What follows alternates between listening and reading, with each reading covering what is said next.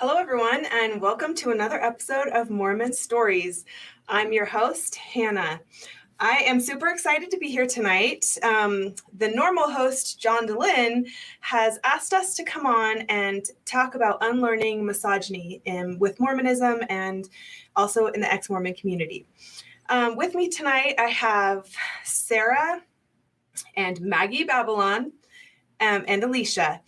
And we're really excited to be here today and to talk to you a little bit about our experience as women in the Mormon Church.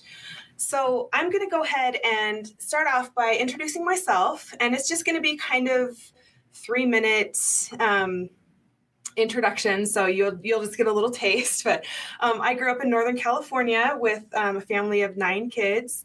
My parents were very, very devout Mormons. My mom got us up for a devotional every morning at 6 o'clock in the morning. My dad was a bishop and stake president, and we were a very Mormon family, but we had a great, awesome childhood. I ended up going on a mission to Australia, and I served actually for almost 2 years because I got extended about 3 months. And I really loved my mission. It was a great experience. It's probably one of the reasons why I stayed in the church for so long, because I had so many experiences that, were very faith promoting and testimony building. When I got home from my mission, I started university and I met my husband. And my husband and I were married about a year after we met. And let's see, we have 4 kids, and we've been married about 15 years now. I'm actually in a mixed faith marriage, so he is still a devout member of the church. We've been able to make things work, and really, he's been very understanding and very accepting of my faith transition. So that's been really good, and we're just making it one day at a time. I'm actually a career woman, which makes me a little bit of an alien in the Mormon community. But I have really enjoyed my career. I am a CEO of a mid-sized company, and I really, really enjoy it. I love it. I love being a mom, and I love having a career. And I guess part of the reason why I'm out of the church, I have to thank Mormon Stories Podcast, because it was Donna Showalter.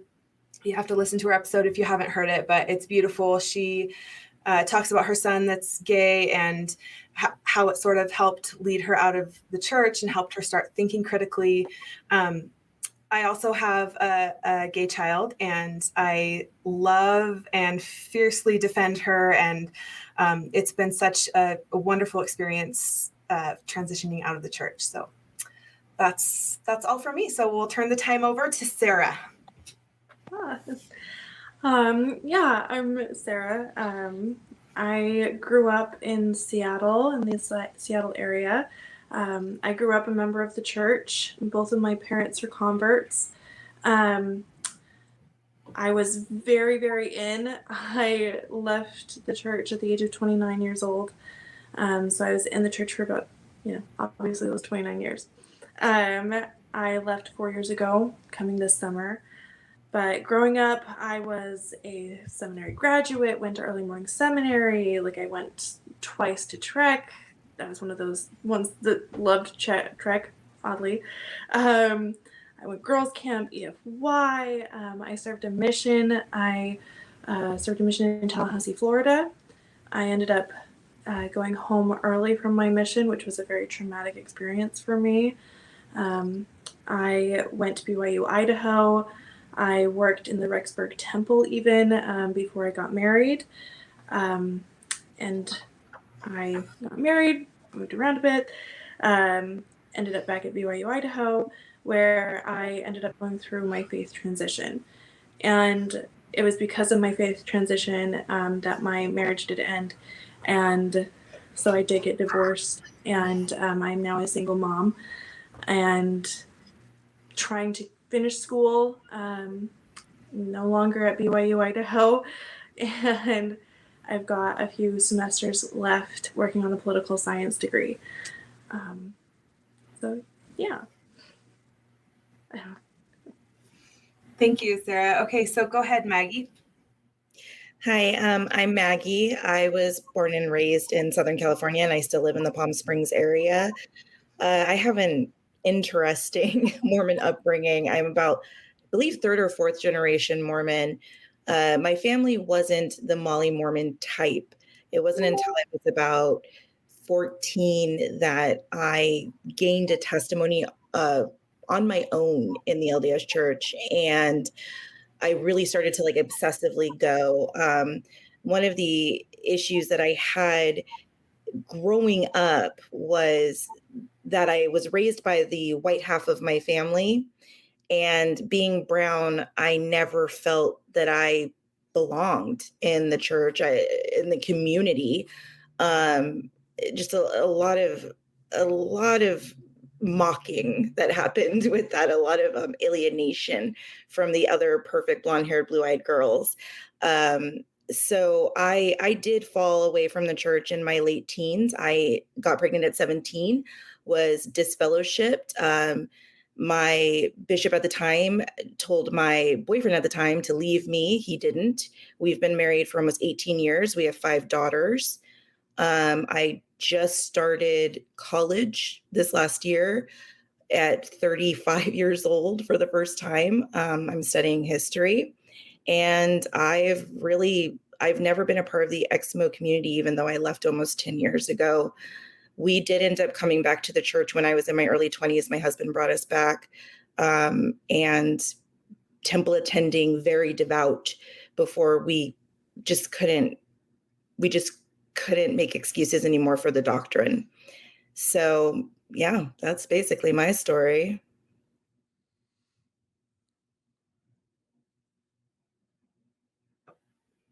Thanks, Maggie. Sorry, I was muted. Thank you so much for sharing your story. So, Elisha, go ahead. All right. So I was born in Arizona. I think I just counted. I think I'm a 7th generation Mormon. My great grandfather was in Liberty Jail with Joseph Smith. So both sides of my family, I'm working to reframe all of that over the last year. Kind of struggled a little bit with rebellion in high school and like constantly going into the bishop's office. Eventually ended up moving to California. I was in Arizona, moved to California my junior year to spend the last year of high school with my dad. My parents had gotten divorced. And I kept trying to complete the repentance process. And the only way to do that was to like separate from my high school boyfriend.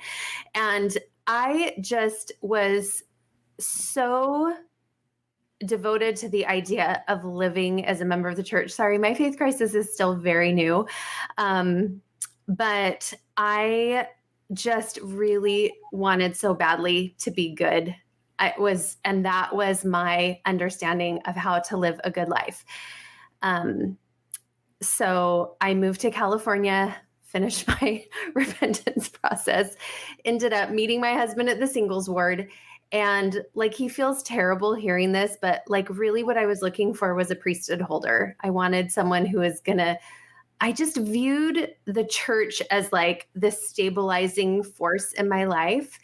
And I think that's what's been so complicated about this whole faith transition. But we got married. I was 18 when we got married. He was 22, returned missionary. We got married in the San Diego temple. We started having kids. We finished our degrees. We've been married for 23 years. At 22 years, I had gotten called to do a seminary calling, and I wasn't ready. My kids weren't quite old enough to teach seminary early morning. So I said, I need a year just to prep and to really get, familiar with the doctrine. And I loved that part of the church so much. I loved speaking. I loved working with the youth. And I was really so excited about doing this seminary calling. And ironically, that's when the deep dive started. And finding the CES letter kind of reminds me of like getting a bird's eye view of the church. If you've never had a bird's eye view, like if you've ever gotten a bird's eye view of your house, you look at your house differently from a bird's eye view. You see it different angles and you see parts of the property you've never seen before. And it's a different perspective. And there's no way to see it differently once you've seen it from that angle. And that's what the CES letter was like for me. It jump-started this deep dive, and I was never able to see the church the same way. So fortunately for me, I shared this with my husband. And Elisha, for those who don't, and he jumped in with me. For those who don't know, can you explain what the CES letter is? Yeah, so the CES letter, I just describe it as basically an index to all of the big issues in the church. So when you're an active member, you see little bits of issue. You see, and really, I say that from the perspective of a member. From this side of the fence, these are not little issues. These are big, big monumental issues. But you go into a state of dissonance, and you really are just you try to compartmentalize these issues. And what the CES letter did for me is it just cataloged it all together so that now you could see, the racist issues and the DNA and the Book of Mormon and the Book of Abraham and the Kinderhook plates and the polygamy and the Fanny Alger and the missions and the, you just start going through it all. And you're now, like I said, you're seeing it all together. And you're like, this isn't just one little issue at a time. This is a big, hot mess, a preponderance of evidence. There's no way I can unsee it. So where we are now is that I started listening to Mormon Stories Podcast as part of my deconstruction, and my husband started to overhear. We have a very close friend whose mom was a guest on the show, and his little ears perked up, and he started listening, and that's when he went. I mean, my husband really prided himself on being like a scriptorian and knowing all these things about church history, and he just became like really interested in diving into this. And so fortunately, we're on the same page, and that's where we are today. But it's very fresh, you guys. I'm still this was November 4th, 2019. So I'm is that my 18-month mark? I'm right around my 18-month mark. I still feel so Mormon. I loved being Mormon. I love going to church, temple, all the callings. I loved all of it. I like to get to the adult session of state conference early so I could sit up front. And I just loved every part of being Mormon. And it's just been devastating, but it's getting easier. And now this is all part of my deconstruction, talking about things like patriarchy and talking about things that we weren't even aware of when we were so indoctrinated. And just really making this transition is part of this is just opening our eyes and learning to view things from a new perspective and learning from others and learning that we have so much internalized racism and misogyny. Like that patriarchy, it's just part of who we are. And I think part of this process is just being willing to go, I've been wrong about a lot of things. I've been wrong about a lot of things. And now I am willing to open my eyes and look at things in a new way. And I'm kind of hoping that that's what this sit down will do, is help others realize that just having a moment to realize that you could be wrong about some things and that there are, just some things to think about. And so that's what I'm hoping we can do today. That's beautiful. Thank you so much. So I didn't really say this at the very beginning, but I want to sort of recognize the fact that John DeLynn, the host that normally is talking, at the beginning of the show, has actually asked that we represent ourselves because, we're talking about unlearning misogyny and unlearning the patriarchy.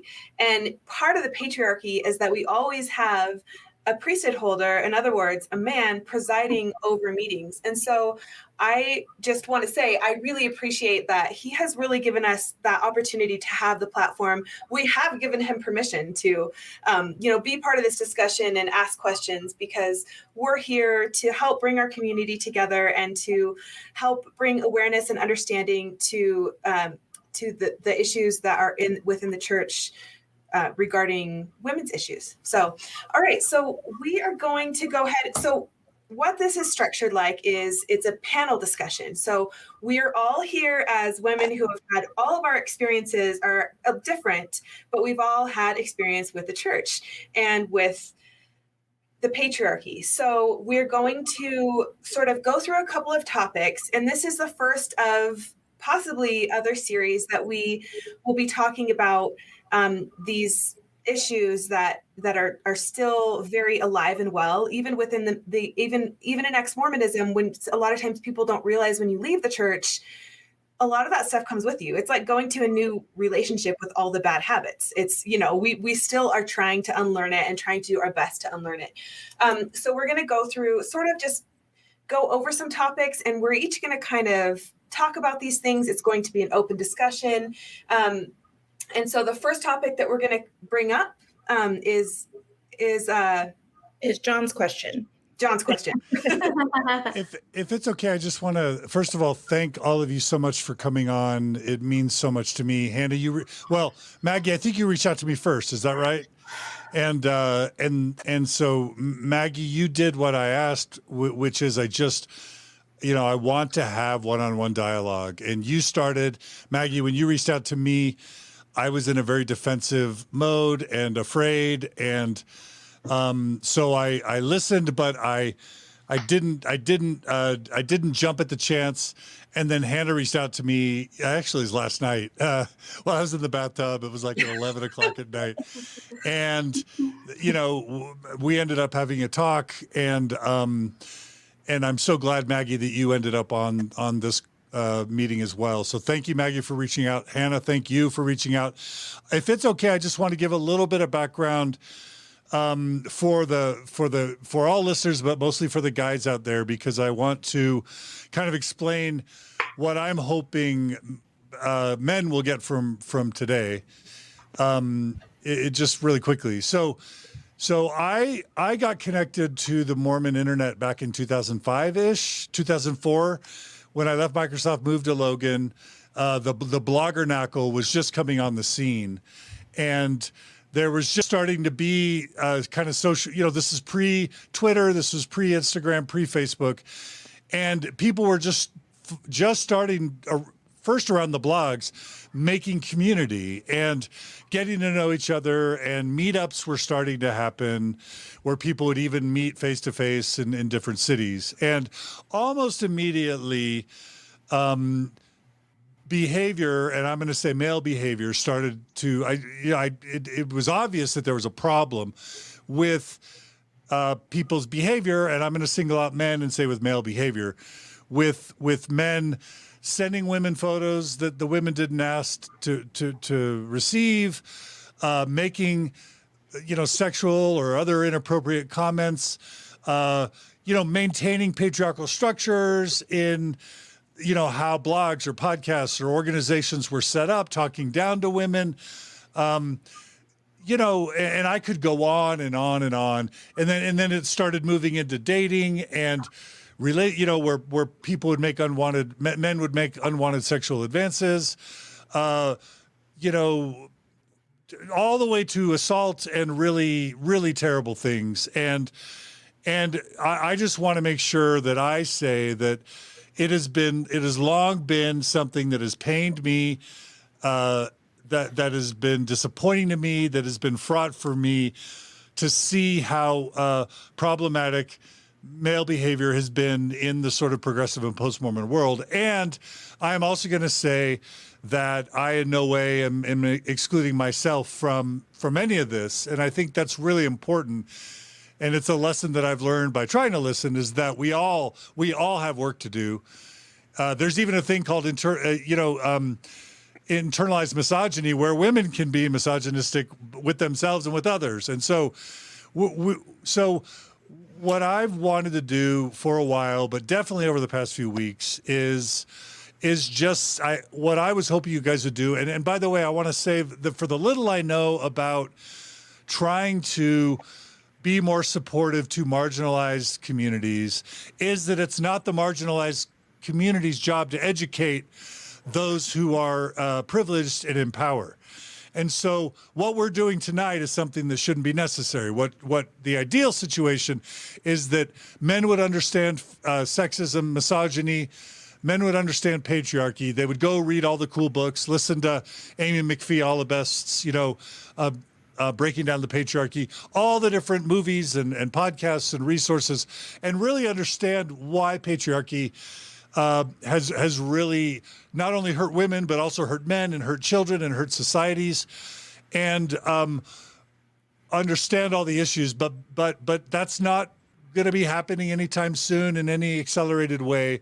And so I'm so grateful that you all are here to help us learn. And I just wanted to say it should be necessary, but thank you so much. And what I want to do is just ask men this, you may be really excited for this, or you may be primed or tuned in to only care about peepstones or, Joseph Smith's Book of Abraham or some scientific topic or some, bashing at the church. I just want to just sort of start by giving my plea, but also my encouragement that understanding patriarchy and misogyny and feminism, number one, it's just being a good human. Number two, it's really important that those of us in privilege understand how people have been harmed and how people continue to be harmed. But it's also, this shouldn't be necessary, but I do like to make this plea. Men benefit when they understand feminism and misogyny. They end up having better relationships with their partners if they have them, with their children if they have them, with their loved ones, with friends. Men, there are so many reasons, men, why I really believe you will benefit, even if this topic seems like something you want to roll your eyes at or turn off or ignore. I just want to say, please give these wonderful women at least a good couple hours of your time tonight. And I promise you, your life will be enhanced by it. But most importantly, we will learn to stop harming people that don't need any more harm than what they've already experienced. So I just wanted to start with that. Thanks, John. Yes, I love that so much. I felt the spirit. Right? For real. Yeah.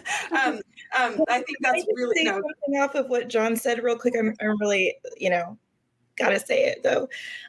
What he said about internalized misogyny is absolutely true, but the plea to the men, all of it, I agree completely. Here's the thing. I have internalized racism.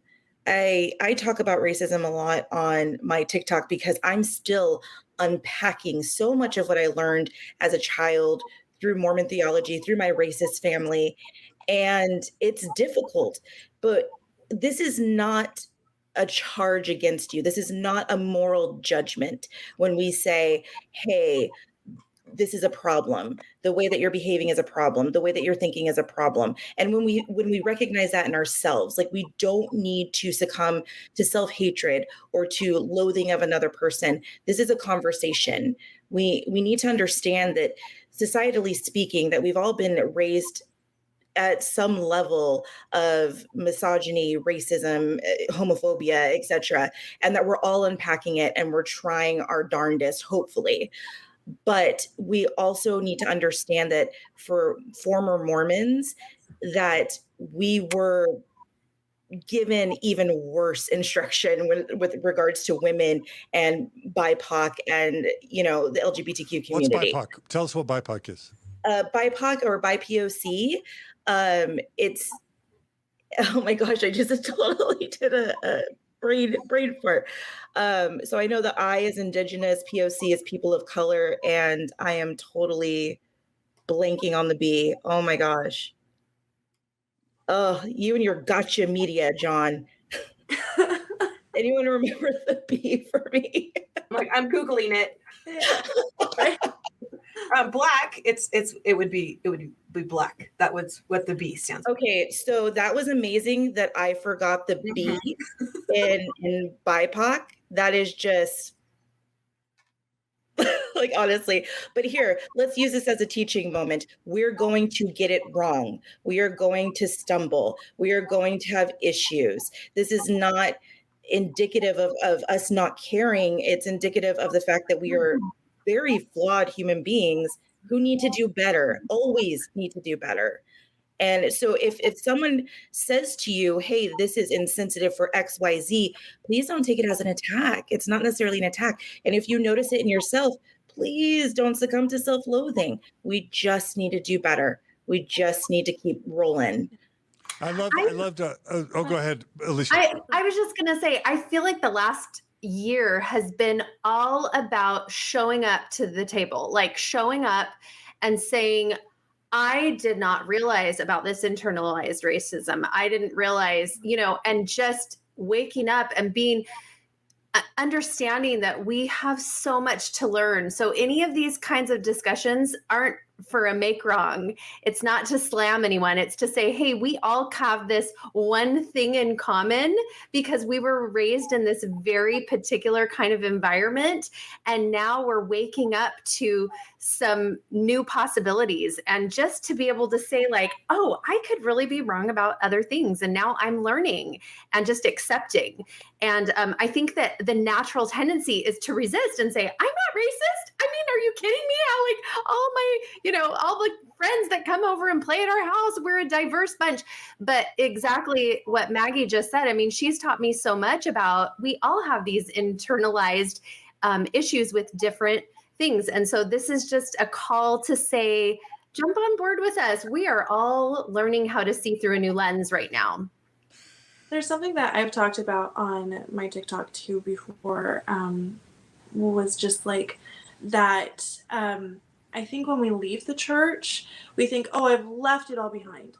I'm a different person now. Like I've left all those things. I am better. I am here. And I think when we're going through this experience, we have to be so honest with ourselves.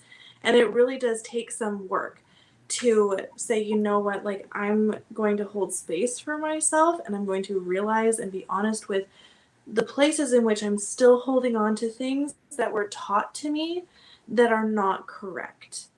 And it's not until we do that that we can really face it and change it. And so it's so important to just have that moment with yourself and just have an honest, like, conversation, I guess, with yourself in a way. Love that. I agree. I think that one of the most important things is listening.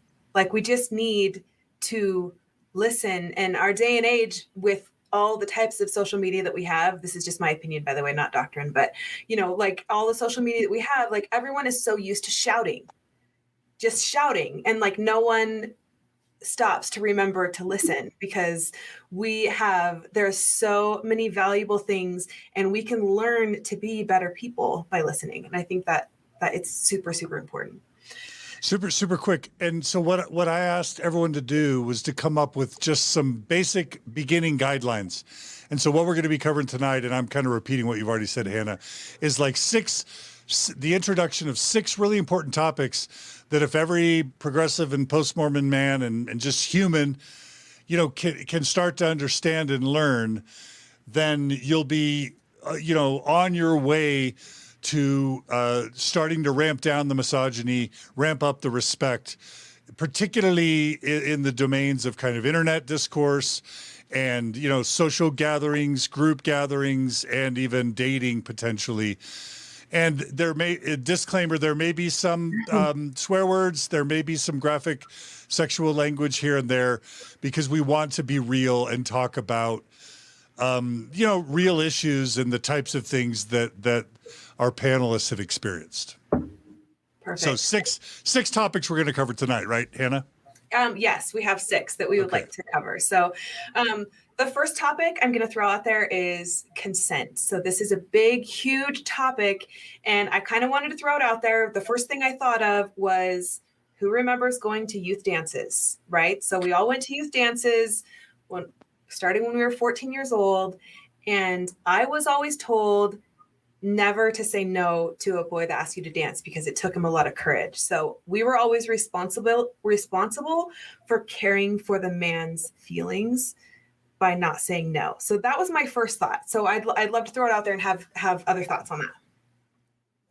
Yeah, I think that, I'm sorry, Elisha. You were so nice and like raised your hand. I have a tendency to talk over. So do you want to go first, Maggie, and then I'll go? Okay. Yeah, and it I think that it's even in like the everyday Mormonism type thing, where how many of us were not allowed to say no to a meeting with the bishop, to a calling, just all of these things where we were never supposed to put what we wanted first ever at all. It was considered selfish. We were supposed to respond positively to what we were being told to do. Absolutely. I wanted to mention the bishop thing too, because for a young woman, I'm still deconstructing this. I didn't think there was anything wrong with this for the entirety of my life until last year. Sitting down with an adult male as a young girl and talking in graphic detail about how you messed up with your boyfriend. And depending on the bishop, we've been really lucky with our kids in having amazing bishops that, I mean, my kids, I don't think had any problem with this, but for me, I was asked graphic detail about sexual experiences when I was a teenager, and all in the interest of this repentance process. And as I look back on that, I'm finally starting to make the connection with consent. And I think one of the things that we have seen in the TikTok community and maybe in the Facebook groups too, is that men so freely talking, like addressing even a stranger's sexuality, like commenting. So this is a tip. This is my first tip. Don't talk about a woman's sexuality as just on a whim. It's not something that you need to address with like addressing someone's breast or addressing how your pants are fitting because you've looked at a certain picture. You know, in the church, it's this unique environment because it's like this hierarchy of patriarchy that you're raised in, but there is this reverence for sexuality.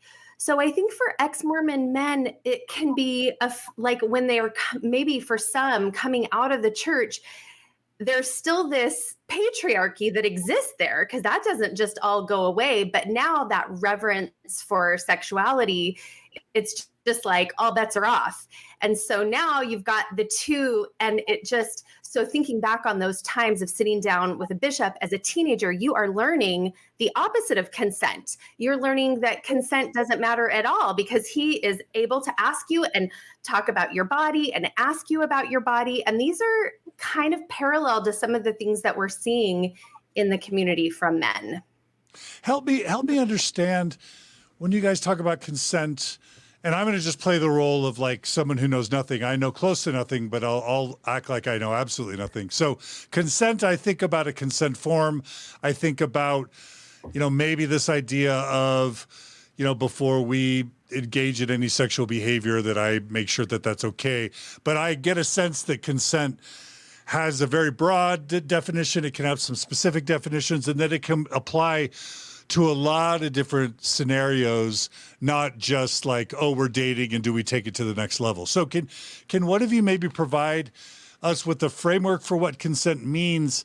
And then you guys can all kind of list some examples of how consent would apply. Because I'm kind of wondering, Elisha, were you saying that if a man was going to comment on some clothing you were wearing, they should ask if you want, so I'm asking you to give us some more practical ideas of what it is, where it applies. And just to clarify what I was saying, I don't mean to say that it's not okay to say I think if I post a picture like on Facebook, like anyone that I have added as a friend, to me, that's consent for that person to like my pictures. This is completely me. Okay. I'm just speaking for myself. So if I add someone as a friend and I have pictures up on Facebook and they like them and they say, hey, you look great, that's fine. There's a different line though, when it comes to sexuality and using those pictures to have like a sexual discussion, like talking about, body parts. I'm sorry. I'm still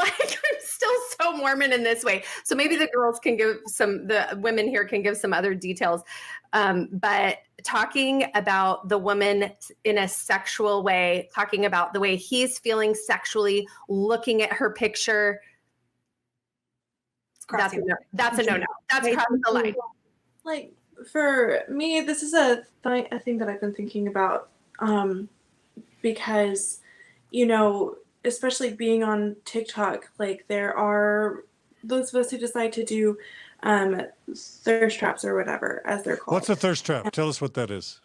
So it can be just kind of like, for me, anytime that I've made something like that, it's been like embracing my body. Like, that's why I do that. Like, I'm trying to deconstruct things and reclaim something. So for really quickly, sir, for those who just have who've never been on TikTok and they just don't even know what you mean by a thirst trap, can one of you just describe what it is first? Does somebody else want to? Or it's like a sensual video. So it's like something like you would maybe Flirty. It's flirty, it's sensual, and a lot of times it's a way that women and men both can kind of free themselves from that sexual oppression. So it's actually very common in the ex-Mormon community. Not everybody does it. And I mean, I don't even know if I could ever, because I just am so oppressed. But like, you know, I think it's beautiful when people do, because, you know, that's very freeing for them. But that's what it is. It's just basically like, maybe there's some music that is like, you know, kind of like sensual. And then you know, maybe they have like an outfit on that that makes them feel sexy. Corset, cleavage, butts, you know, all the good stuff. Okay, so Sarah, I didn't mean to. So a woman might, and a man might too, but a woman might dress up in let's just say an evening gown or a bathing suit or whatever, and it's a more sensual. Some might even say sexual, you know, 30 seconds or 45 seconds in a video. Now, that's kind of what a thirst trap is. Now, Sarah, I want to just go right back to what you were saying. No, I appreciate that. It's been a thing that I've thought about because, you know, a lot of people, when they see a video like that, they'll think, oh, well, they're putting that out there. I get to comment on their body, or I get to make a sexual comment on this video and what they're doing. And while, yes, that's the content, there's a line, I feel like. And I've seen a lot of people comment and they'll be hyping the person up. Like, and that's one thing, to be like, you look great. Look how confident you are. And so it's just, but there's a line where it becomes not okay anymore. Mm-hmm. Like, when you're making comments about what it's doing to your body while you're watching it, that is not okay to then comment. Exactly. Because that becomes, that feels violating. It's not an invitation to have a sexual encounter. Yeah. Right. Because it's basically, so I think with consent, we always think about the sex act, any sex act. Even, so, you know, some people will even go into like sexual touching, but really it's sex from A to Z, from start to finish. It's any sexual language, it's any sexual behavior at all. So it's not okay to verbally sexualize a person, even if they go on screen for 30 seconds with a huge neon sign saying sex, sex, sex, and they're, you know, showing you their boobs. It doesn't matter. You don't get to do that, because consent, when someone puts themselves out there like that, namely women, when they put themselves out there like that, they're not consenting to a sex act at all. They're not consenting to verbal, sexual, anything. I have a thing to add to that too. I want to say, so my background is in nursing, right? So I've dealt with many consent forms, because John, you asked about this, about like how it relates to a consent form. So a patient can be on the table, knocked out, naked, ready to have surgery, and that doctor better not do surgery unless there's a consent signed. I mean, basically it's the same thing. Like, you still don't have permission, even if you think someone is sexy or you think someone is immodest, or which we'll talk more about that, but you know, it does not matter you still don't have permission. And it's the same thing as if you were a surgeon who was going into surgery. If you don't have consent, then you don't have consent, unless it's a life-saving procedure and the person's going to die and they need blood. I mean, that's a different thing. But, I think that people, there's really not a lot of gray area. If you have consent, you do. If you don't have consent, you don't have consent, period. You're And right. this is where I want to circle back to the bishop's interviews with kids. And that's why it's grooming. And that's why it's grooming, because we're teaching girls and boys that they can have no say in talking about their sexuality with a grown stranger. Mm-hmm. I like that, like that concept, like the conversation around the bishop's interviews. Like, for example, every single bishop interview I ever went in, like from when they started to probably when they got married, honestly, I would sit down and the questions are always pretty much standard. But every single time the bishop would say, well, are you seeing anybody? Are you dating anybody? Do you have a boyfriend? And I would say no, because I was just a very awkward teenager and, nobody wanted that. So but they'd be like, oh, well, you're a pretty girl. I'm sure you'll find someone to date you. And spell it out. What do you hate about that? Spell that out. It made me only worth what I looked like on the outside. Horrible. It didn't matter what was inside. It meant that I was just an object. And it made me less than human. That your concern was finding a man. Yeah, that's that too. That's what you existed for. And so I'm sitting there, and it's also deeply inappropriate to be commenting on my physical appearance as I was a teenager, sitting in that bishop interview with a man much older than I was. Like, even though I know that knowing those men as I do, I can't know everything perfectly, but I truly hope that they were good people and that they were really just trying to build me up in that way. It was deeply inappropriate for them to have done. And in a conversation where we then pivoted to talking about, describe to me what you think masturbation means. Are you keeping the law of chastity? What does the law of chastity mean? And then I'm describing what the law of chastity is, and we're talking about sex and we're talking about masturbation after the bishop has just told me I'm pretty. That was deeply uncomfortable. That's awful. That's awful. I remember a time when my sister and I were talking and I was complaining. I was a teenager and I was complaining about how I was well endowed because, I was like, Mom, why do I have to have hers, And so I was complaining about that. And her answer to me, which was innocent, of course, she's my sister. She loves me. She said, don't worry, your husband's going to love him. So if you think about that, how sad is that? It was never my own. Like, my body was never my own. It always belonged to my husband, which is horrible. It's so sad. I just think, like, if I could rewind and relearn that and relearn a narrative that tells me that it's mine, my body is my own and I have autonomy. I'm trying to relearn that now. But as a teenager, that's the normal narrative. One day your husband's going to love it. Like Sarah said, oh, you're a pretty girl. You'll be, it's just kind of awful how that works. May I self-disclose one really quick thing to help drive home a point? Is that okay? Mm-hmm. This is so great. Thank you all for being so vulnerable. So I'm going to just tell a story. So a couple years ago, I was hosting an event, and this is cringy. So cringe alert. This is me disclosing something cringy I did. So we're at an event in a big nightclub, and I'm hosting the event, and there's hundreds of people in the audience. And it was an event where Tyler Glenn was going to be singing some of the songs from his latest album. And, Lindsay Hansen Park was there and Kate Kelly was there. And at some point, I brought Lindsay and Kate up on the stage, and Kate Kelly had worn a dress that was really low cut, probably one of the most low cut dresses I've ever seen.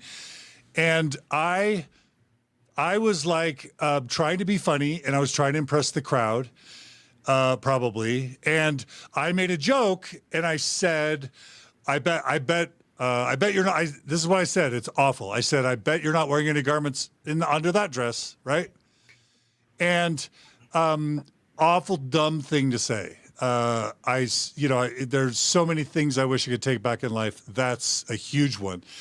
But then, at the time, I didn't even realize how awful it was, which says a lot about my ignorance then. And I, still tons of blind spots. I got really attacked hard later for saying that. And my immediate reaction as a guy was, now, wait a minute. She dressed that way. And if she dresses that way, then, of course, how could she expect people not to comment? Because, that she chose to dress that way. And the response I got very clearly was, women don't dress that way for men. She didn't dress that way for me. She didn't dress that way for the other men. Will you guys now complete this thought with your own insider experiences? Yeah, our body is our own. Our body doesn't belong to the world.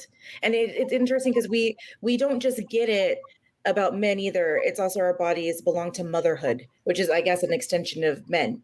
But we are raised with this idea in society, but especially within Mormonism, that we exist from little, from infancy, from little tiny, whatever in your mother's womb, up until we're grown for men.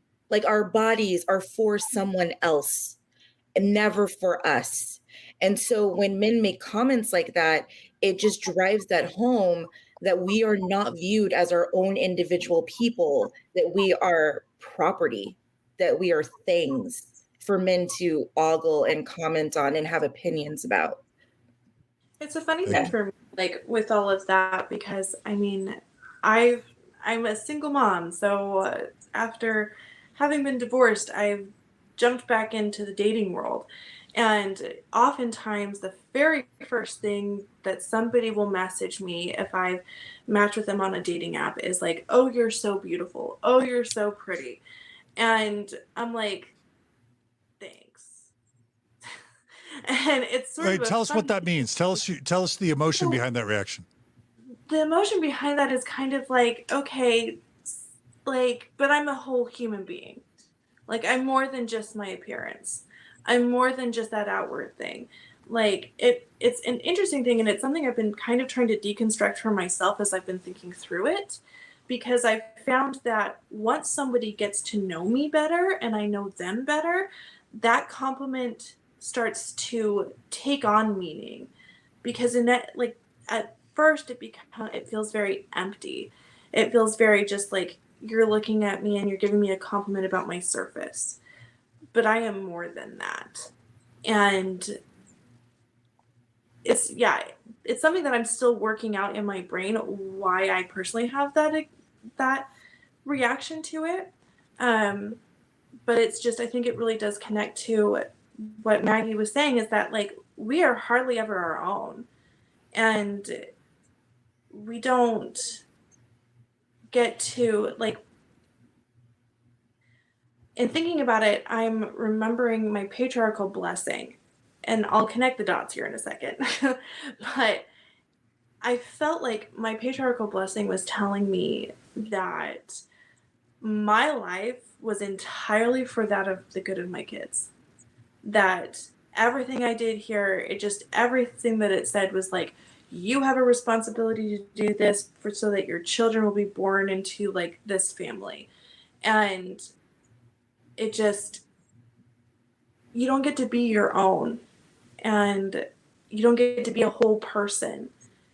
You exist for other things. And when someone just comments on your appearance, maybe that might be sincere, maybe it's just lip service, but it doesn't feel like they're seeing you as an entire person sometimes. And maybe that has to do with, like, maybe that ties in, Sarah, from what you were saying about how the bishop was like, well, you're pretty, like, and you felt like that equaled your worth.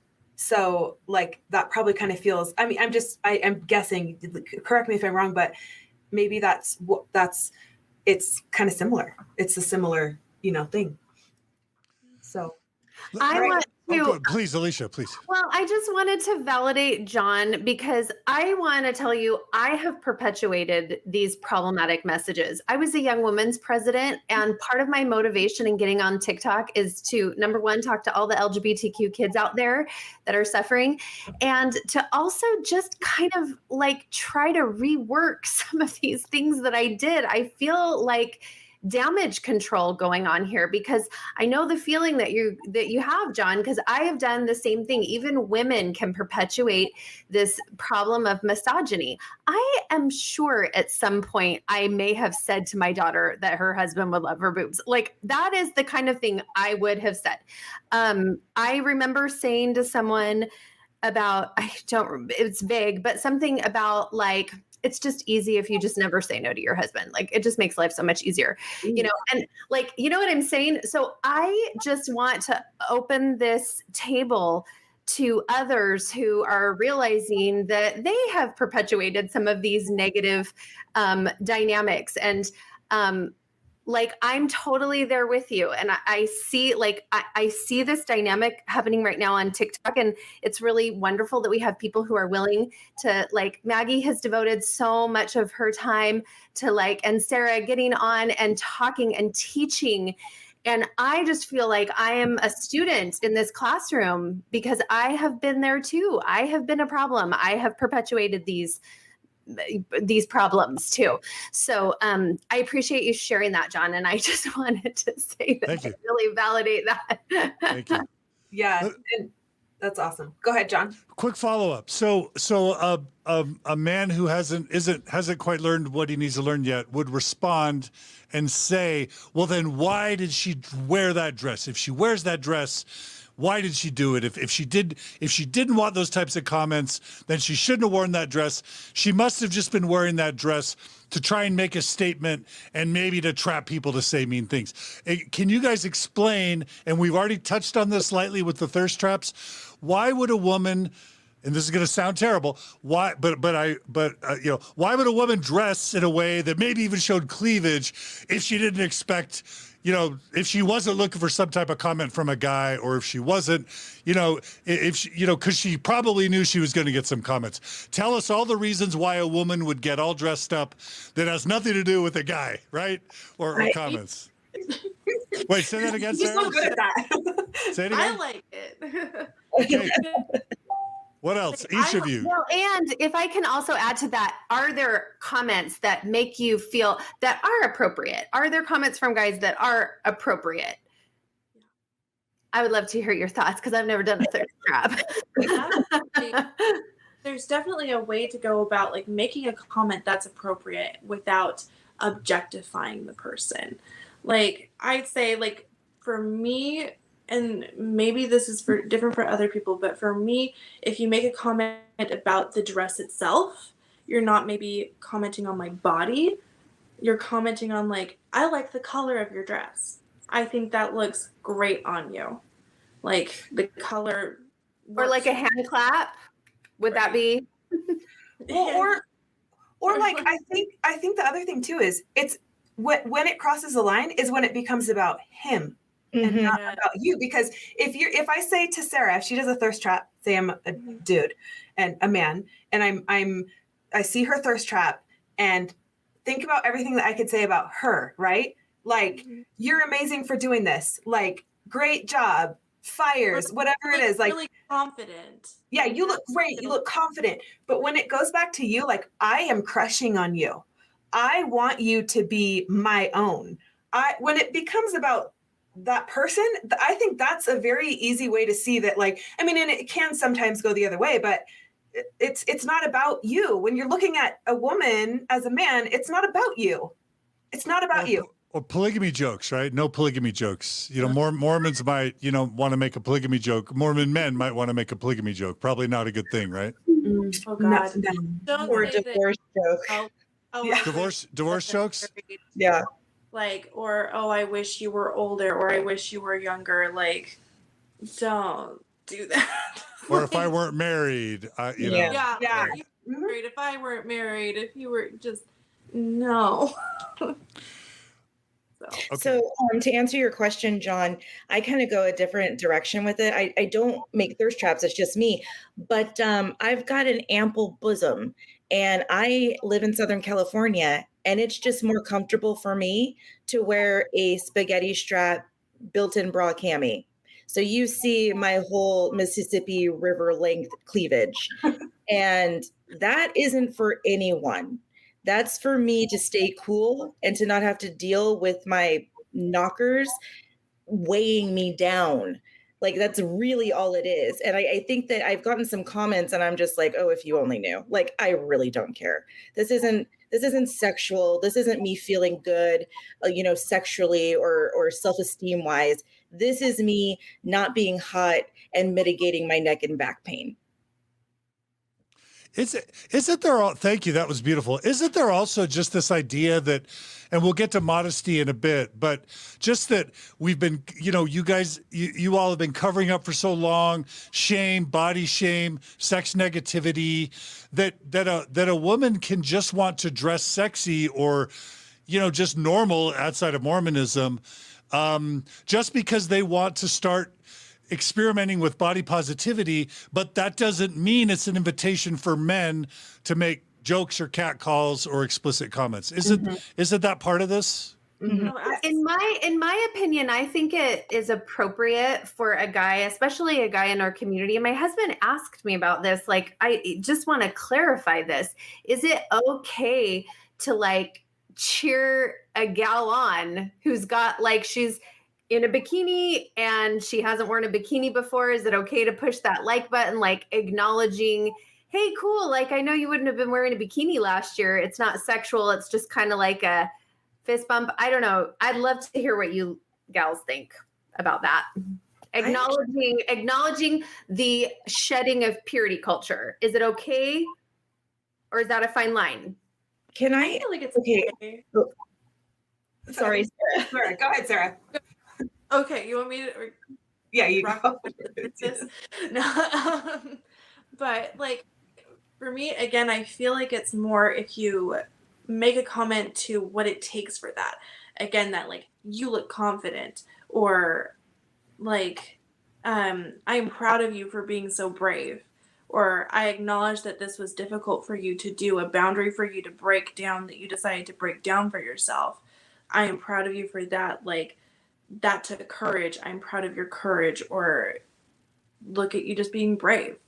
Commenting on those things makes that person, it's not about their body. It's not about what they're showing or what they're not showing.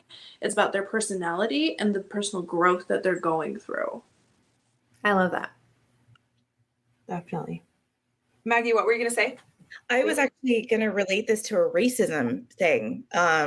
So people will come up to me and they will start to pet me like I'm a dog, my hair, and they will touch it. And they will, the thing I hate the most is when they turn to whoever they're with and speak as if I'm not there, as if I'm just a thing that they're, and that drives me insane. And people will say, well, aren't you just happy that they think it's pretty? And I'm like, okay, yeah, but I'm a human being. Maybe acknowledge that I exist, but there have been Black men and Black women, biracial men and biracial women, and even some white folks who have said to me, oh, your hair is so beautiful. Thank you for wearing it naturally. And that has been such a big deal to me because I've struggled so much with my race, with my, hair and my ethnic features, that to have someone see me, it's almost as if they see you, that they see a bigger deal than just, oh, I find that pleasing to me. They see you and they're complimenting an action you've taken, if that makes sense. Thanks for sharing that, Maggie. That's beautiful. That's beautiful. All right. So do you guys thank you so much, everyone, for your input on consent. I think those were all amazing points. I mean, all of you are just amazing people. So I'll just say, men, go for the strong emoticon before you go for the heart, kissy heart emoticon. And not the eggplant. Or Yeah, no never, eggplant. never the eggplant emoticon, right? Eggplant. Go for the strong, not the Or hot or the water kissy droplet face or the emoji. eggplant. Yeah. Never. Yes, you don't have consent to give us any of those emoticons. So we are going to move on to our next subject, unless anyone else has anything to wrap up on consent. Thank you so much. That was so great. Thank you all. That was wonderful. Thank you. Perfect. Yes.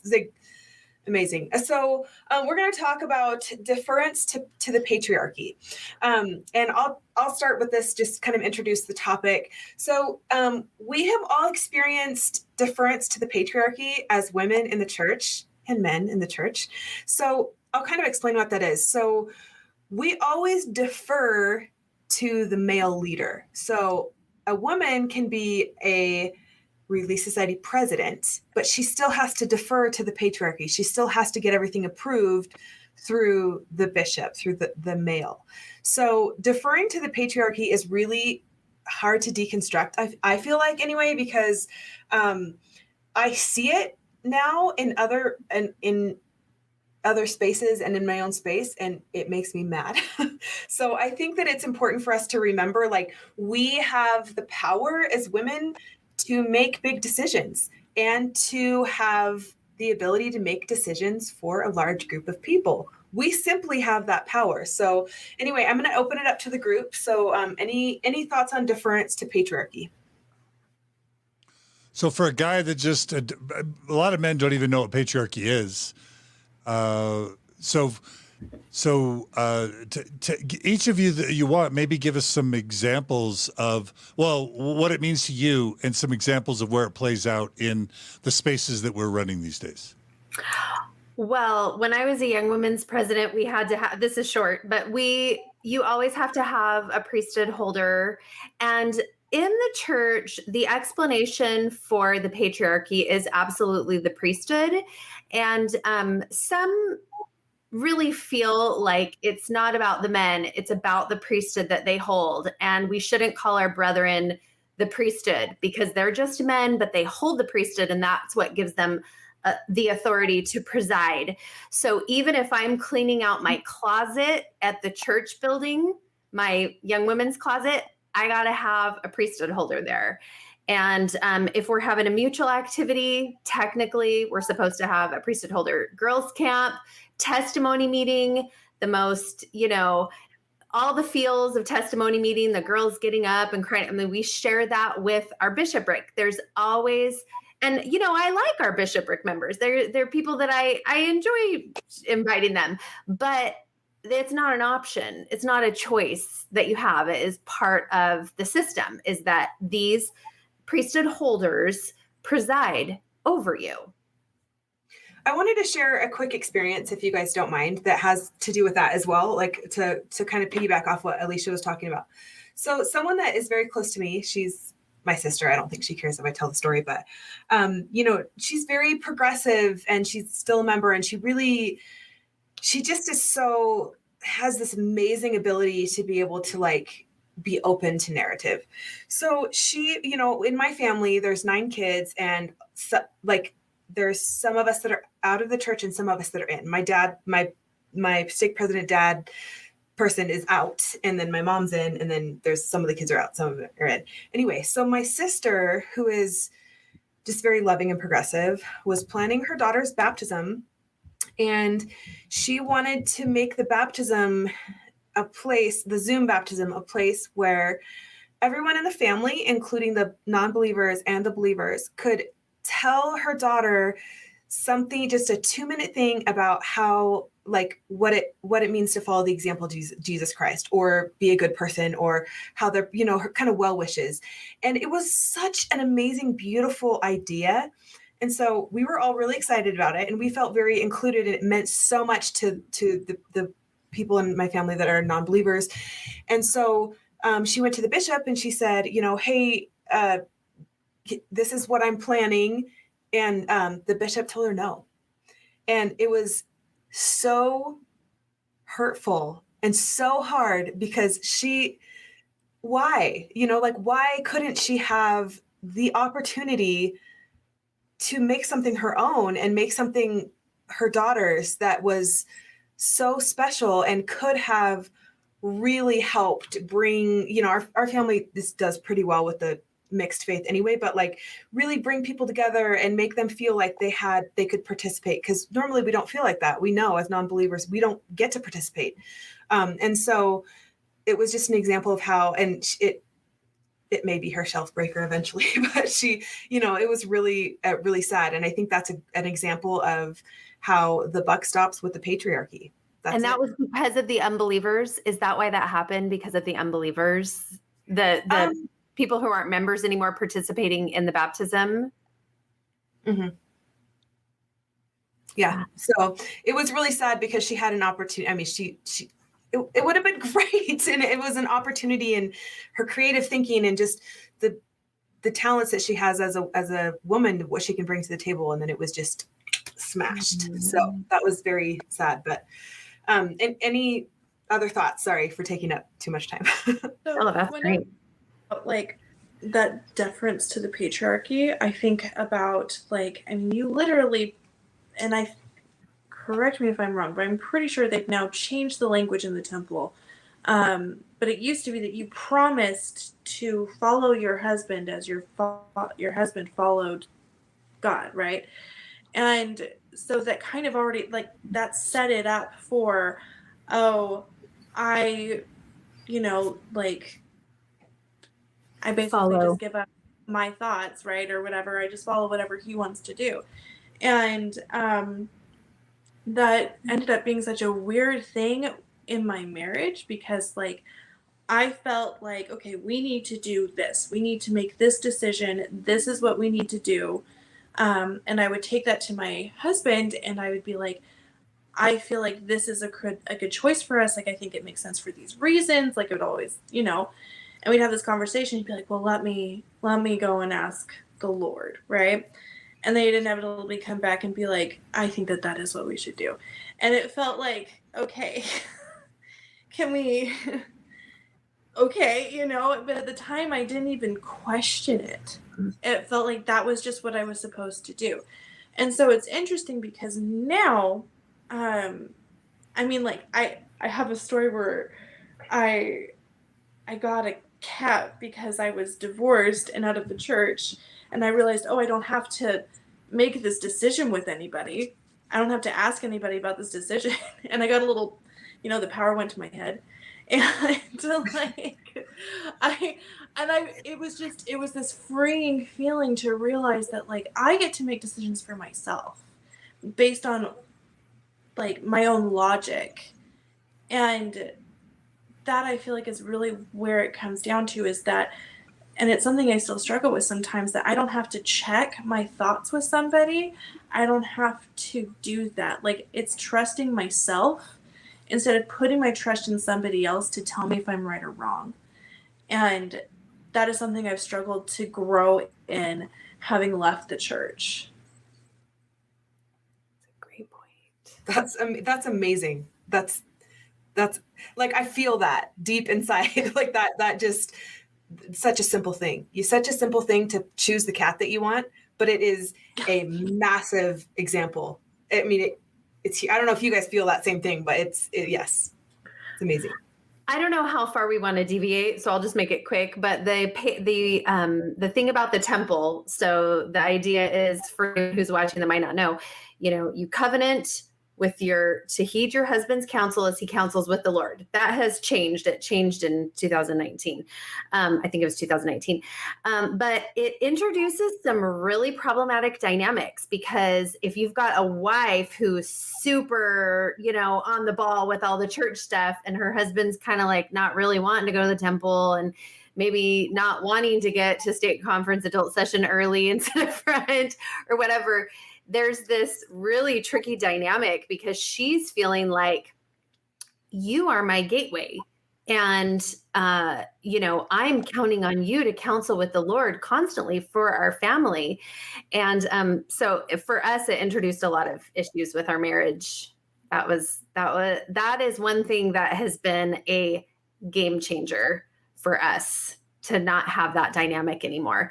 And actually, Jamie prefers it that way. He prefers to have an equal partner. He was never comfortable with that. So I guess I'm really lucky because I know that is not the case for everyone. Yeah. Well, And some real world everyday ways that we defer to the patriarchy, and I totally agree with like everything that you guys said. Like it I've been there on like so many levels. But one of the ways that we just, on the daily defer to the patriarchy is even in our own like internalized misogyny is believing that men who speak on an issue have more authority or more knowledge. And we see this in society at large with the fact that uh, um, take anything, take literally anything. And who are the experts that we call? Who are the ones that we see on TV being interviewed to talk about it? Obviously, we've gotten better about showcasing more women, but in general, there's still a heavy leaning on men to represent issues and discussions, etc.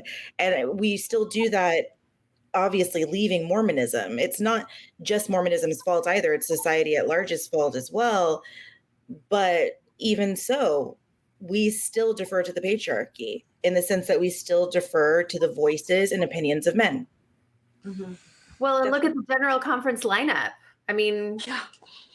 it's look at the list of the male speakers we're conditioned that way. But what I want, go ahead, sir. Sorry. Even like when I was watching General Conference, I didn't listen as closely to the women. Like if the talk came out in the Ensign, I wouldn't read the women's talks as closely as I'd read the men's talks.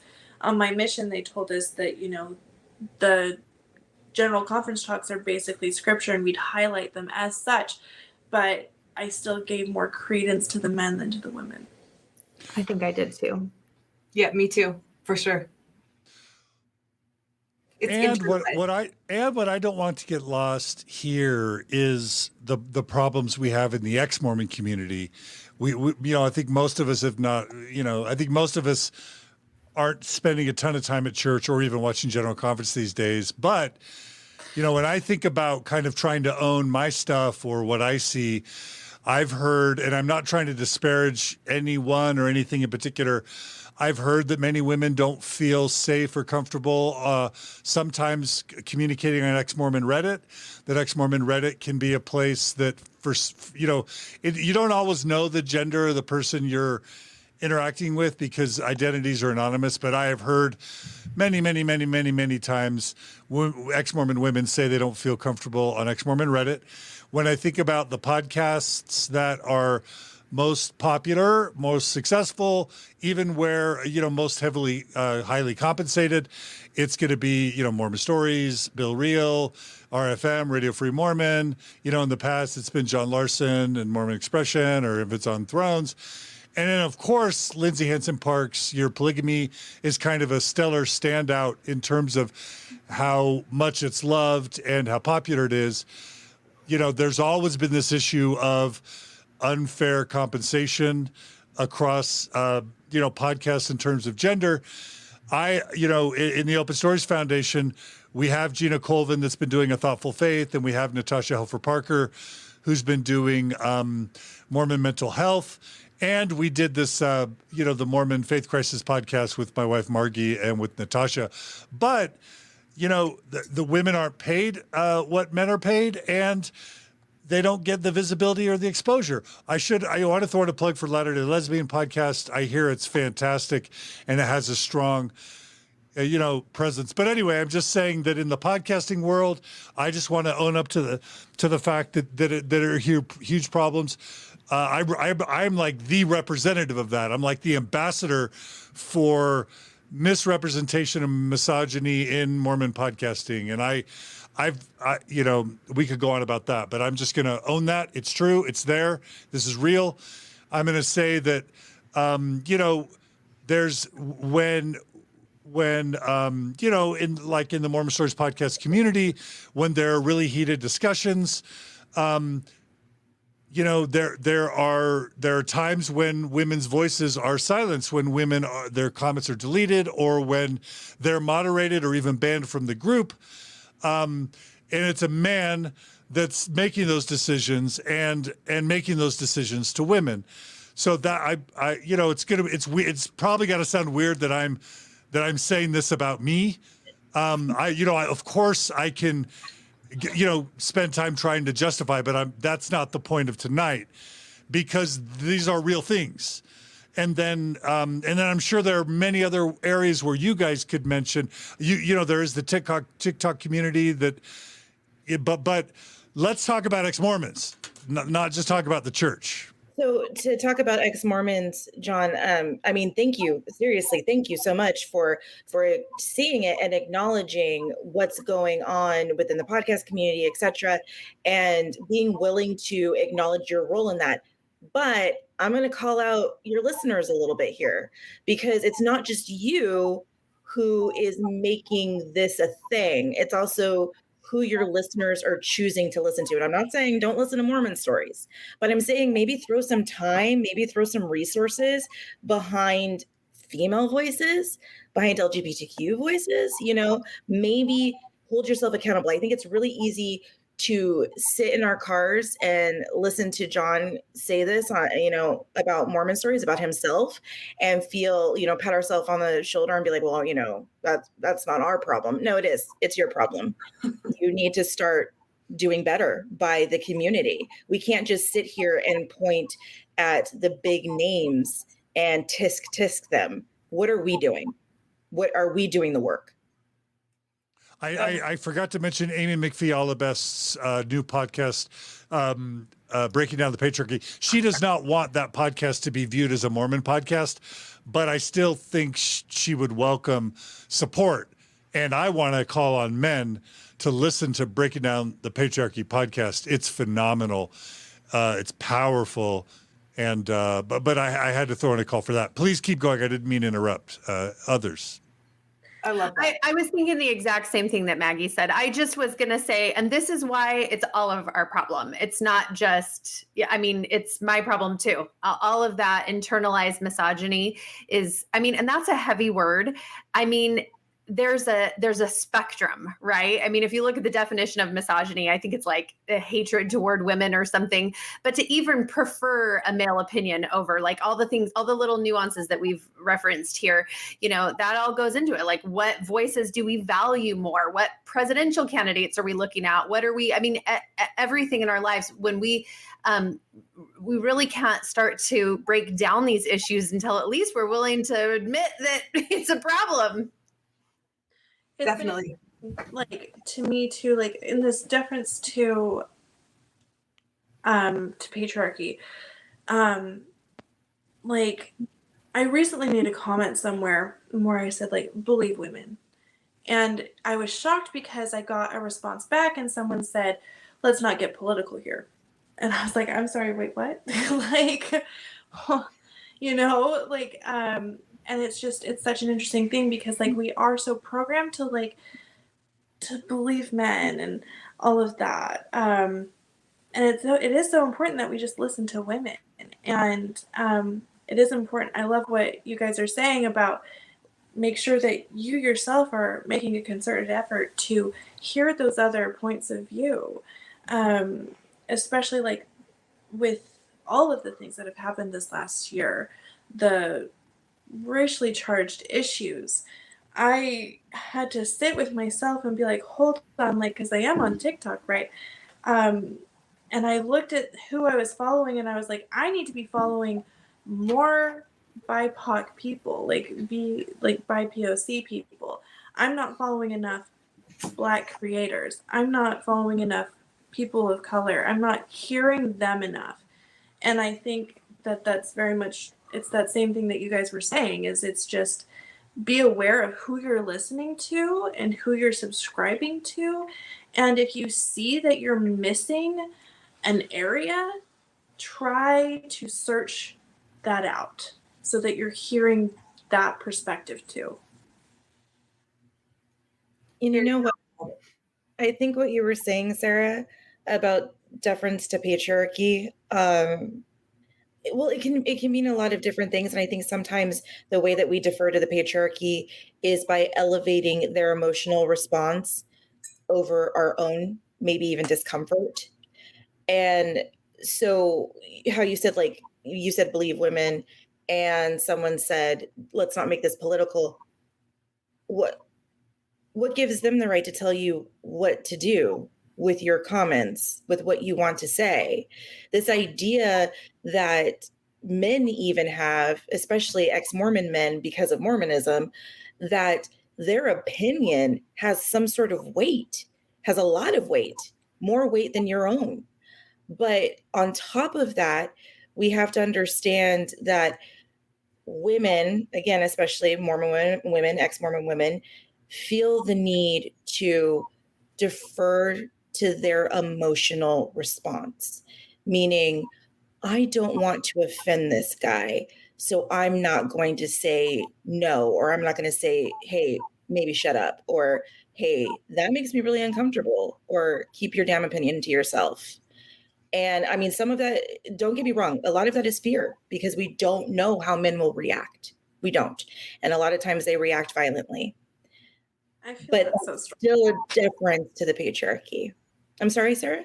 Sorry, I just feel that so strongly because, and I've noticed this about myself, and it's something that I know that I need to work on, because my initial reaction is be nice, be kind, make them comfortable so that I don't get hurt and I don't have violence done against me, or I don't have that backlash on me.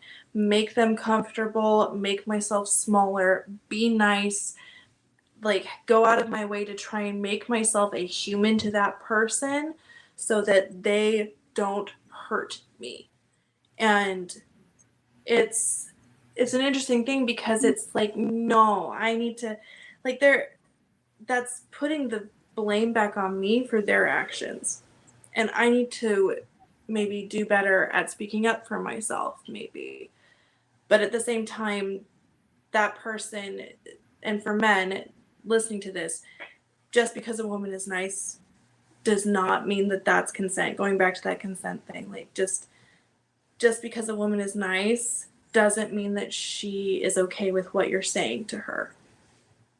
Well, and Sarah, I don't mean to impose this on your situation, but I do think it's important to acknowledge we saw this with Weinstein, we saw it with Woody Allen, we've seen it with a lot of men in power, probably every president, to some degree, that if you're a man in power, that adds a whole nother dynamic to being afraid to stand up and say no, because as women, we do kind of feel subject to those people in power. And I don't mean to say that that was Sarah's situation at all, but I do think it's something worth noting that, like, in our head, are we still subject to those men in power? And is that part of not wanting to speak up or say, that makes me feel really uncomfortable? Because we have seen, like, in Hollywood, people lost their entire career because of Weinstein. I mean, it was like, you're either subject or you're out, So it might be worth thinking about for some of the men watching.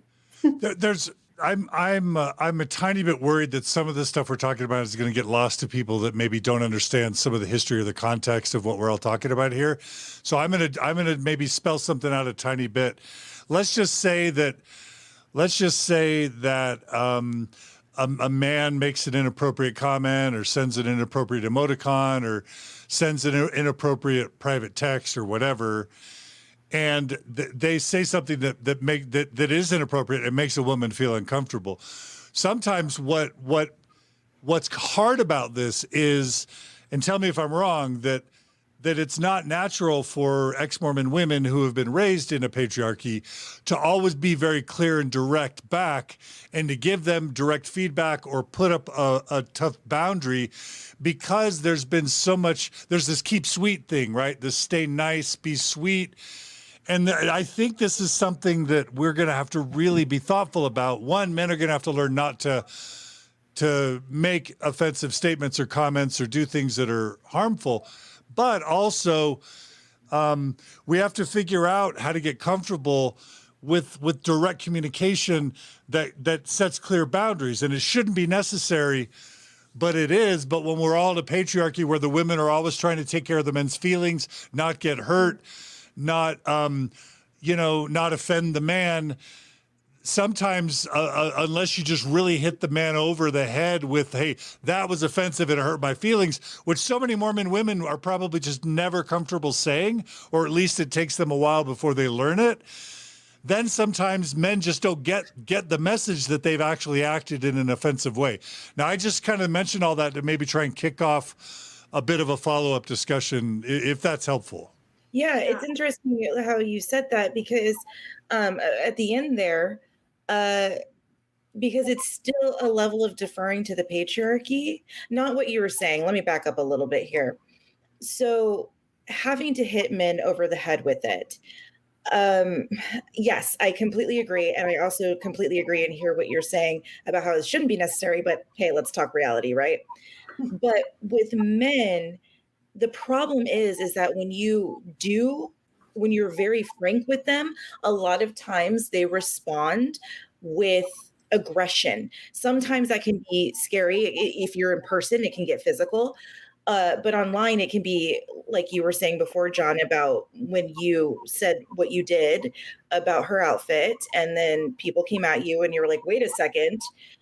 That's sort of defensiveness. And that in itself is deferring to the patriarchy. My opinion as a male matters more than her right to wear that dress, matters more than any nuance to the situation. But I want to emphasize something. This isn't just an ex-Mormon women problem. This is a universal problem among women. But women in greater society are definitely learning to speak out, learning to push back, and men are definitely learning, and there's so much more work to do, but it's happening. There's that whole saying that Mormonism is always a few decades behind. Ex-Mormonism is going to be too.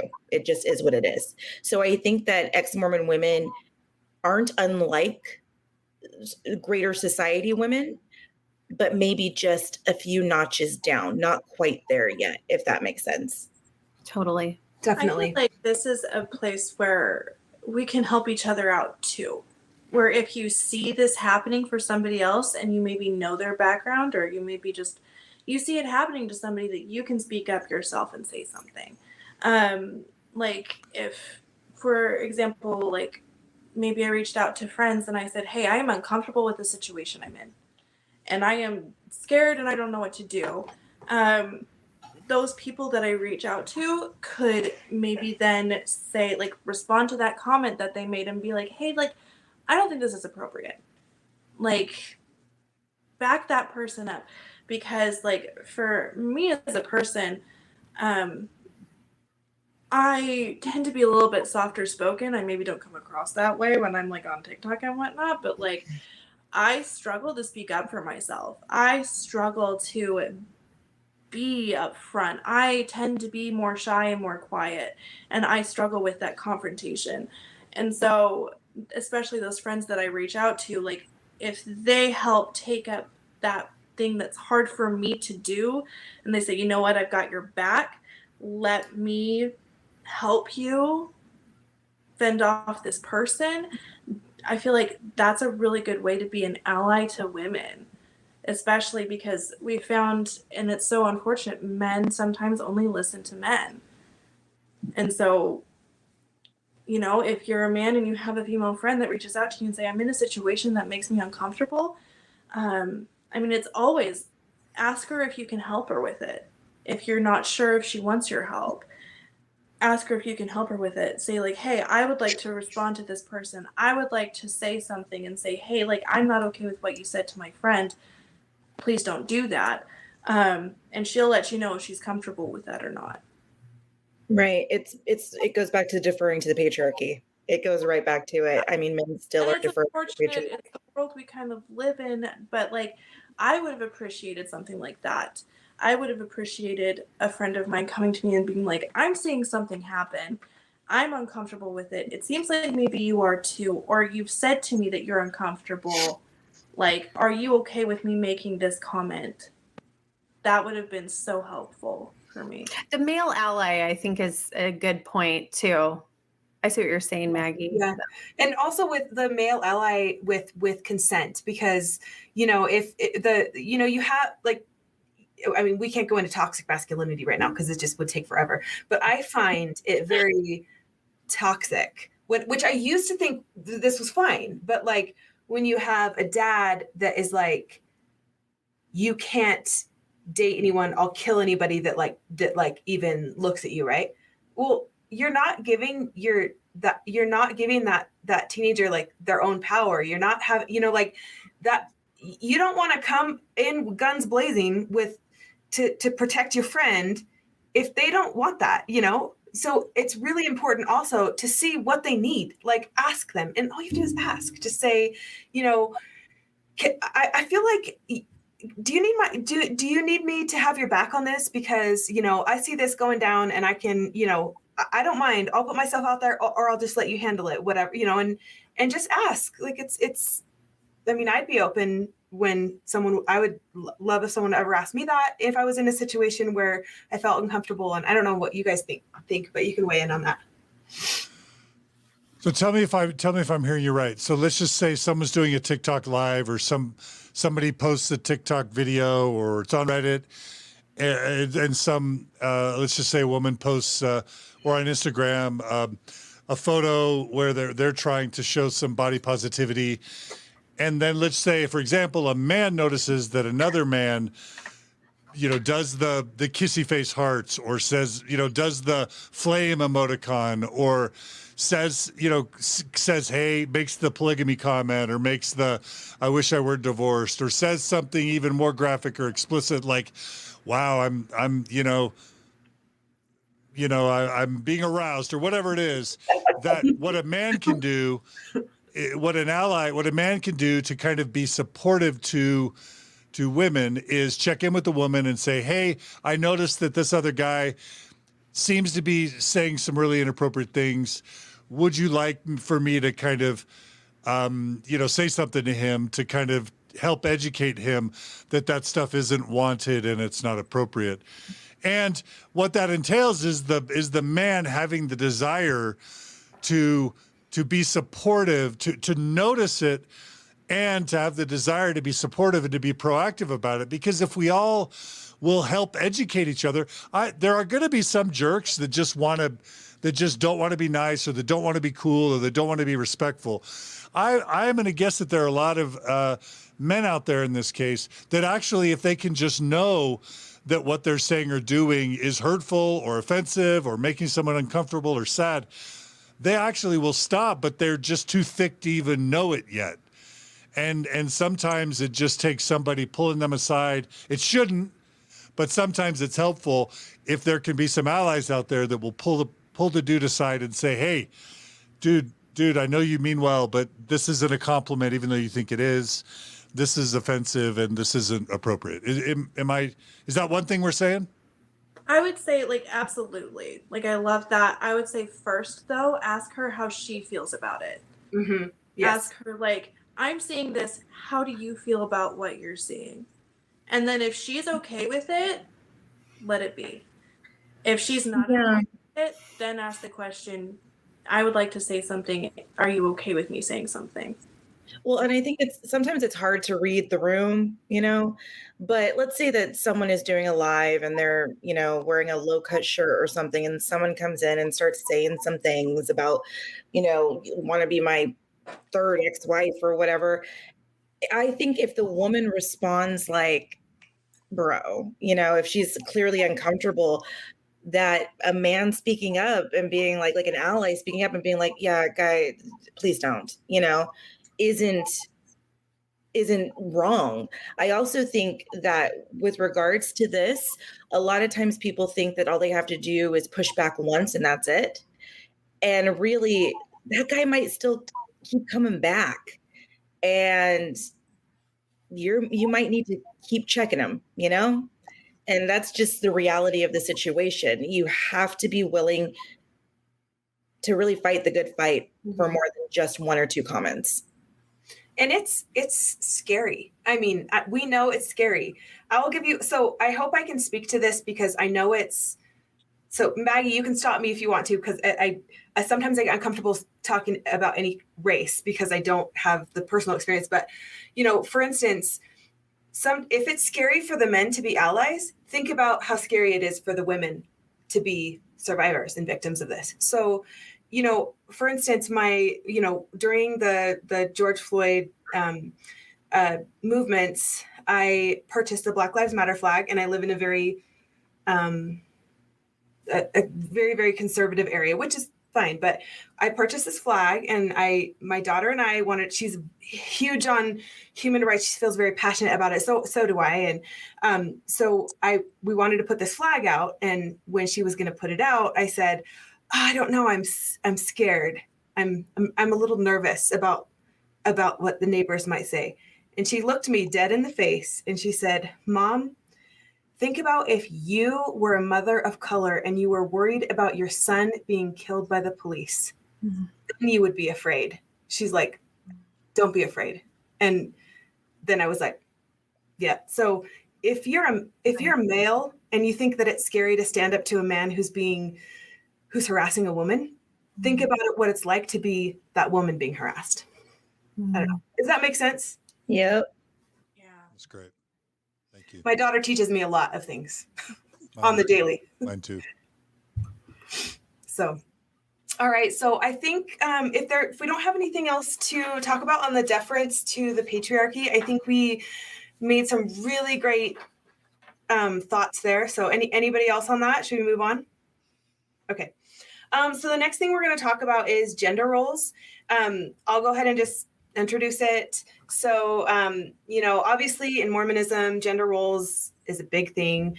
My husband has always pushed me to finish my education and do right. Which I don't know how I got really lucky. I didn't know it at the time. I thought he was unrighteous for wanting me to have my own career and have, but I remember when I moved to the area that I am in now, my business partner and I bought a healthcare company, and I came to run the company, and I moved to this city where I'm at now. And I went to my new ward, and people would be like, well, what brought you here? And I said, oh, I own this company. And, I bought this company with my business partner, and I run it. And they're like, they kind of were like, what?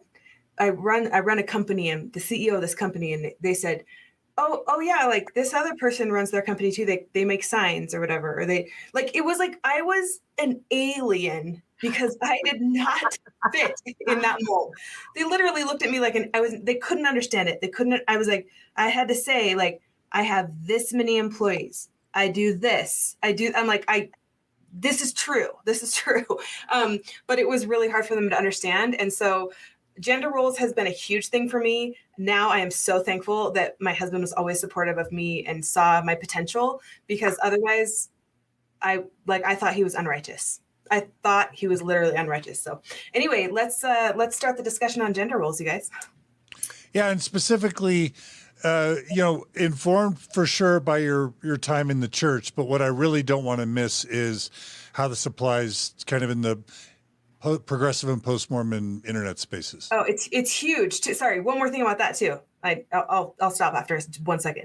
But in the Ex-Mormon community, you know what happens? I see it all the time. Moms who were very, very righteous Mormons, they stayed home with the kids. They quit school. They supported their husband through school. They did all that. They leave the church. They get divorced because their husband's still in their wife is not righteous anymore.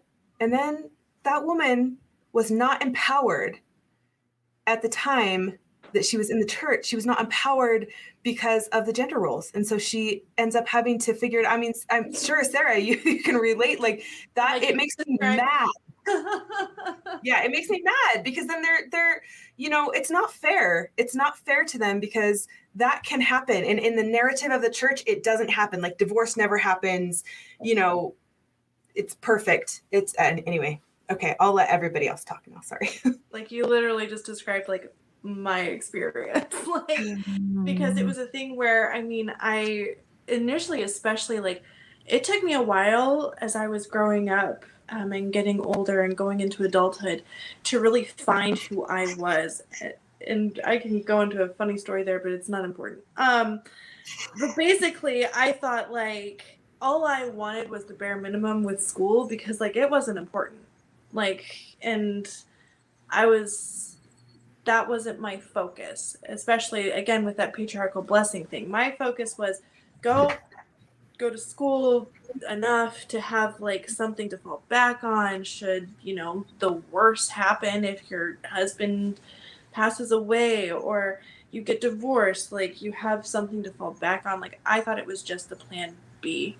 And it took me a long time to realize like, no, I wanted things and I was ambitious and I had things I wanted to do, that I enjoyed going to school. And so then I got married, and I remember my ex-husband and I, when we were engaged, sat down with my mission president and his wife. And they were like, well, what's your plan? What are you going to do? And we talked about how, like we were going to put his education first because that's what we had been taught by the church. And they both were very affirming in that. And they're like, yes, that's what you're supposed to do. You're supposed to, put the man through school first. He's supposed to be the breadwinner. And then if you've got time and money, the woman can go to school. She can finish school. And it's been an interesting thing because coming out of the church, I've had family that are not affirming of that. And they say, oh, that's not what they believe. And I've seen it kind of in dating for this whole thing with the ambition thing, because that's definitely not something that was appreciated in the church. Men avoided me if I talked about ambition that I had. And now it feels important to me to find somebody who is very supportive of that. And I will say, for what I've seen with ex-Mormon men that I've come in contact with, the good majority of them do seem to be a lot more supportive of that. So I will say that for ex-Mormon men that I've at least encountered, they do seem more supportive of ambition in women. So I appreciate that. So for me, the big thing that stands out to me with ex-Mormons and gender roles really ties into sexual shaming a lot of the time, because they can't seem to view a woman who is a mother as anything but a mother. So it becomes like, should you be doing those thirst traps? Should you be doing, whatever it is that you're doing with your own body if you're a mother? Or what does your husband think of that?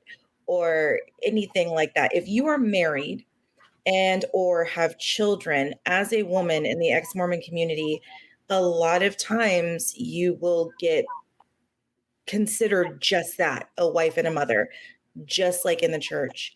And that is something I think that we absolutely carried over, where we don't have an identity as women, especially sexually. We are only wives and mothers. Absolutely. It's been interesting for me trying to break down the gender roles in a mixed faith marriage too, It's like, even though my husband's super awesome and like is trying really hard, but I'm having to really do a lot of education with him, and like, I've deconstructed this doesn't work for me anymore. So it's yeah. And I know lots of people experience that same thing. And I'm always happy to talk about mixed faith marriage, by the way. So if anyone out there listening, like, my TikTok handle is on here, and I'm always happy to be a support to anyone, especially women who are in mixed faith marriages, because I know it's really hard. Sometimes it doesn't work at all, and I feel for you. Yeah. So anything else on gender roles, you guys? I mean, that was a pretty easy one because it's pretty black and white. They're bad. Well, they're bad. Yeah. Yes. Really, and it's interesting too, because I feel like, a lot of times you get, especially with feminism, there's so many like broad generalizations, right? And they say, oh, they just want like anybody who is a feminist, they don't want women to be like in the home with their kids. Like, and I feel like I just want people to be able to make a choice for themselves.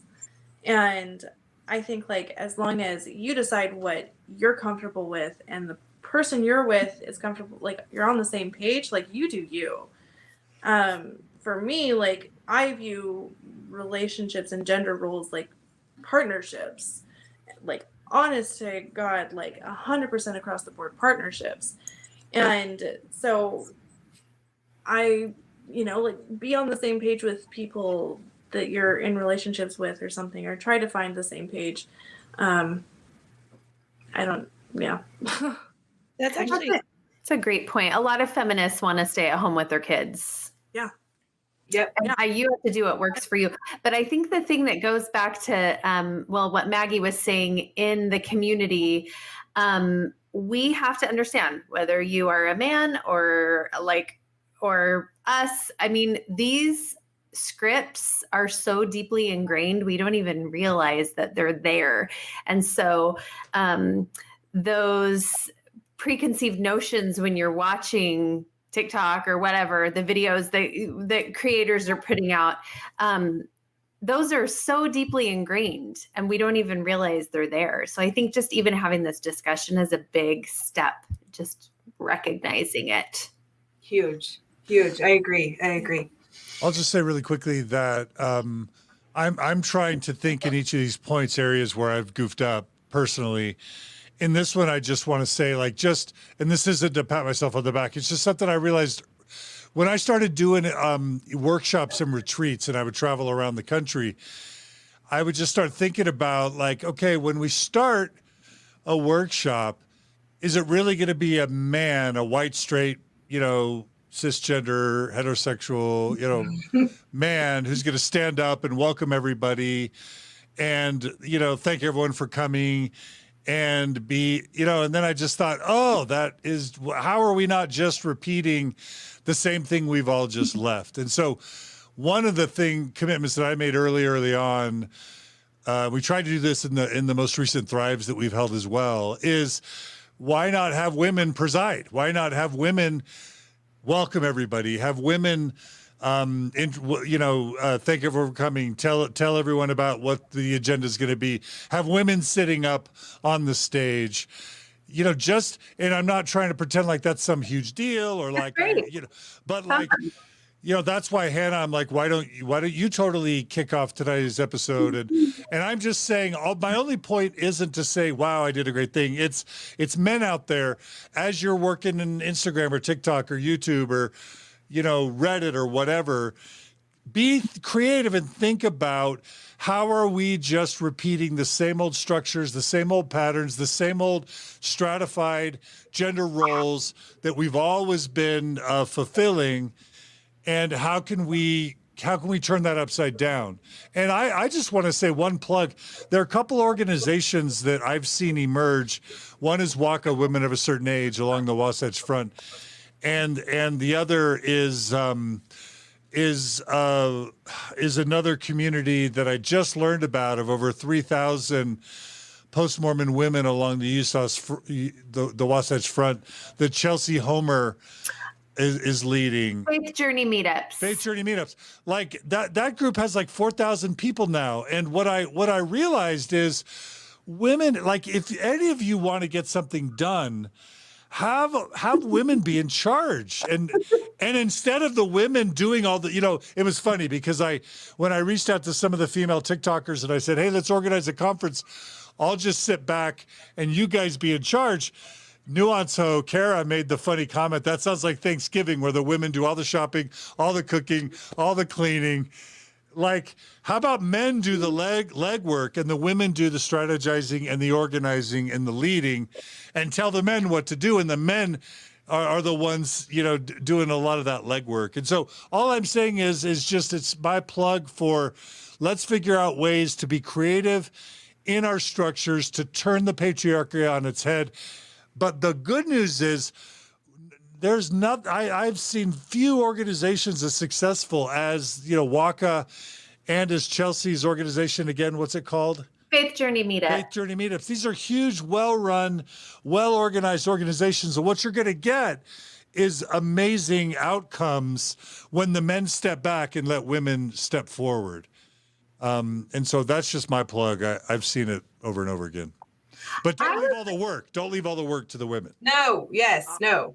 I was worried about this being like a huge make wrong, and I don't want it to be presented that way at all. But and with that said, there's a lot of guys in the TikTok community who are like, I'm here. I'm ready to learn. What do I do? You know what I mean? So I really appreciate this opportunity to like just kind of like start the conversation.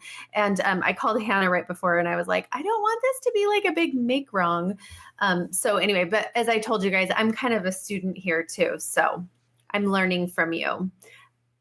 I feel like one of the big things, and I hope it's not totally unrelated, but it keeps coming to mind for me as we're talking about this, is like, the way that you can help is amplify women's voices, and to, you know, if you're presenting an idea that you heard from a woman, give her the credit for the idea and don't just present it as your own. I recently was talking about an experience that I had when I was at BYU, Idaho, where I sat really close to the teacher, and because I was that kid, and like, and there was a classroom discussion happening, and the teacher asked a question, and I was saying the right answer, and I was really close to where the teacher was at, and he just could not hear me, even though I was, honestly, saying it fairly loud, which was impressive for me.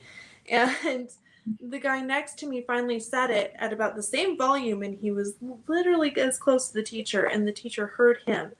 And to this person's credit, when the teacher commended them for having the right answer, he said that was hers. She said that. I was just repeating it. Mm-hmm. Doing things like that is so helpful. Making sure that we're being heard, amplify those voices, and give women the credit when you're repeating their ideas. Like that. That's a very good point. Yes. All right. So are you guys ready to move on to the next one? Does anyone else have anything? Yes. Okay. So the next thing we're going to talk about is modesty. Somebody else take it. You know what? I think Elisha should lead this one, because Elisha was the young women's president before she left the church. Yeah, I was going to say, like, look at those porn shoulders on her. I don't know if I feel confident leading this one. Okay. That's fair. I mean, I have lots of thoughts, but I'm trying to keep it streamlined to the topic here. I mean, dressing immodestly isn't an invitation for sexual, solicitation. Is that fair? I mean, we want to streamline this this is what we're talking about. I mean, I have so many stories about modesty that I could. So I remember like I'll start then. You think, Elisha. I know you have stuff. I know you have so much. So I remember when after I left the church, and it took me a long time to stop wearing garments, which everybody on your podcast knows what garments are, right, John? Right? Yes. Okay. Yes.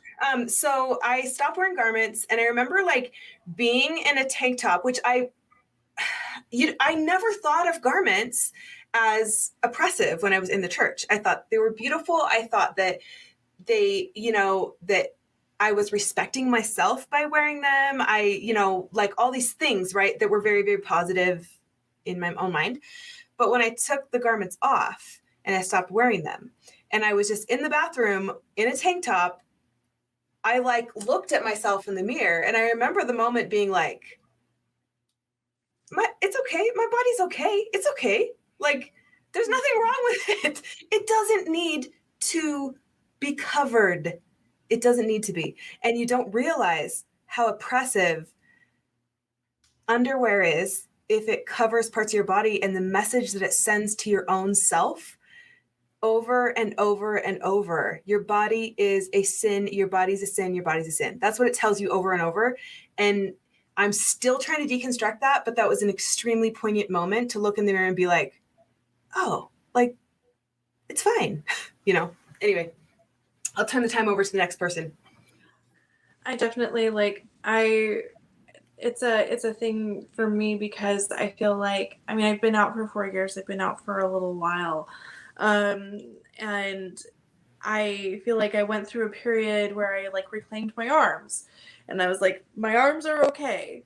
It's okay to show these. Like, there's nothing wrong with my arms. And I feel like now I'm ready to like move on to my legs. Like, it's okay to show my legs. Like, they are like, there's nothing inherently wrong with them. Like, when I saw, like, when we were looking at the topics, and modesty was one of them, I immediately remembered the shame that came from other people also policing my modesty. And I think that sometimes that's something that we struggle to lose. But I remember like an extremely uncomfortable time on my mission, my very first zone conference.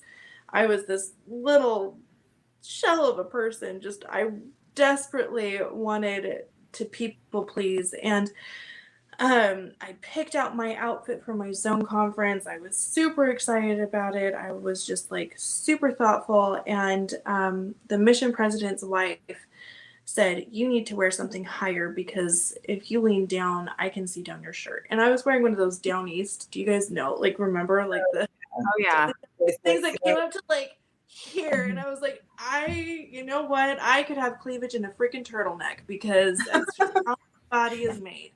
And I don't know what you want me to do. And so there's so much shame that comes from it that it's hard to shed that. It's so hard to shed that. And it just, modesty culture, so many things I could say, but I'll let the next person go on. Josh Weed had a really great tweet series. It was kind of a series. If you don't mind, this is from Josh Weed. This isn't mine. He says, I'm a gay man who was raised in a heteronormative world. A part of this world I have always been baffled by is modesty culture. The main premise of modesty culture is that women need to dress in a way that doesn't provoke sexual response in men, which is insane. I think it is absolutely crazy that a man can look at a woman and say, I think you should wear something else because seeing your skin makes me feel aroused. And that arousal is strong, and I haven't learned how to appropriately manage it. So please change your clothes. This is bonkers, especially when men then start to claim that a woman's worth is more if they dress a certain way, if they cover their flesh, somehow earns a woman value, all because it doesn't evoke a sexual response in men. And then if a woman doesn't do this, well, now a man has a right to chastise her and call her names. It goes on and on. It's so good. You have to read it. It's just a gay man's perspective on purity culture and modesty culture. It's powerful. That last bit that was stated, like that's exactly what I wanted to talk about, which is that in the ex-Mormon community, we still see this idea that a woman's self-worth and a woman's worth in general is shown in how much she covers and how much she doesn't cover. So a lot of times this will only come out if people are deciding to get nasty with each other, meaning mean. But I mean, it's there though. You can see it. Like, why should I listen to you? You're taking off your clothes. You're wearing, this outfit. I can see your cleavage. I can see your booty, whatever. There's always a line of reasoning with regards to modesty and immodesty as to why we shouldn't have to listen to women, as to why we shouldn't take them seriously. How can I take you seriously when you dress like that? Yep. That's misogyny. Yep. Yeah. And I think it's the heartbeat. I think modesty is literally the heartbeat of misogyny. It's where it all starts, because if you tell a woman, I have this conversation with a lot of people. I say, modesty culture. If you tell a woman that she has to dress modestly, explain to me how that is not making the woman responsible for the man's thoughts. Explain it to me. No one can, because it doesn't. It simply makes the woman responsible for the man's thoughts, which makes rape culture, which begets, sexual harassment, which all these things, they all start there. I feel like, anyway. I mean, you guys can chime in, but explain for the men what you mean by rape culture, because there are men who just have no idea what you mean by that. Who can it? Maggie, go. I knew I should have looked down. I'm like, you got this, girl. So rape culture is it's basically the prevalence in our society of supporting non-consent, of supporting men in objectifying women, and feeling that women are their possessions to do with as they will. But we see rape culture in different areas. I mean, I was just watching this morning the SNL skit with Pepe Le Pew, and they were joking about how Pepe Le Pew was canceled. Pepe Le Pew is actually rape culture, like if you think about it. And this is why, by the way, he was canceled, he being a cartoon. But the force that this little cartoon skunk did on women, this I'm going to kiss you even though you don't want me to, the total I am the stereotypical caveman who I'm gonna hit the woman over the head and drag her back to the cave. And we used to laugh about these things, and we used to think these things were silly, and that facilitates rape culture. That has whole generations of people, men especially, growing up thinking it's okay to treat women like that. It's okay to deny their consent. I hope that actually made sense. Yeah. It's where everything that we're talking about starts. Yeah. Yes. And it's sewn into our society. It's sewn in everywhere. I mean, like you said, the cartoon, it's everywhere in our culture. So it is up to us to try and bring awareness to that, and to try and cancel that type of culture, because that's the only way we're going to make our kids safer. Objectifying a woman. It can happen in comments. It can happen, that's where it starts. What are the types of assumptions that men make too often about ex-Mormon women? What are the ways that they are just inappropriate and forward? And let's just say in personal messages now, specifically, can you kind of just spell that out? I can think of a couple that come to mind, but do you guys want to just spell that out? What are the ways that ex-Mormon men just make the wrong assumptions about a woman for the wrong reasons? I haven't experienced this, but I know some other people on the panel have. I mean, really, it's like because again, I am single and dating, like, just because I talk about that doesn't mean please come into my DMs and say, like, basically make a play for it. I'm trying to collect my thoughts entirely around that question. Does somebody else have one? Yeah, I can go. This is a hard one. I can definitely. Did I feel like I probably asked a really blunt question that was probably shocking. Is that kind of true? Is this a really sensitive issue? We're talking about sensitive issues. It's I think it's a fair question. It's fair just question. Yeah. I'm good with it. Yeah. But I think it's different. I think it's different if I'm a married woman. All the ex-Mo men that I've interacted with have been respectful to me, but I've seen it happen in other instances. There's a lot of amazing men in our community. So, but these things are happening and they're prevalent. Is that they're not being respectful to you. They're being respectful to your husband because of deference to the patriarchy. Ooh, that was nice. Yes. I'm a chronic friend zoner, so I don't have it too bad. I just deflect it right to friend zone, say something like very, very blunt. But let's spell out for the men the types of things we don't want to see anymore. Okay. If no one else, so I'm just going to be incredibly blunt here. I haven't witnessed it myself, again, because I belong to a man, so a lot of men won't approach me.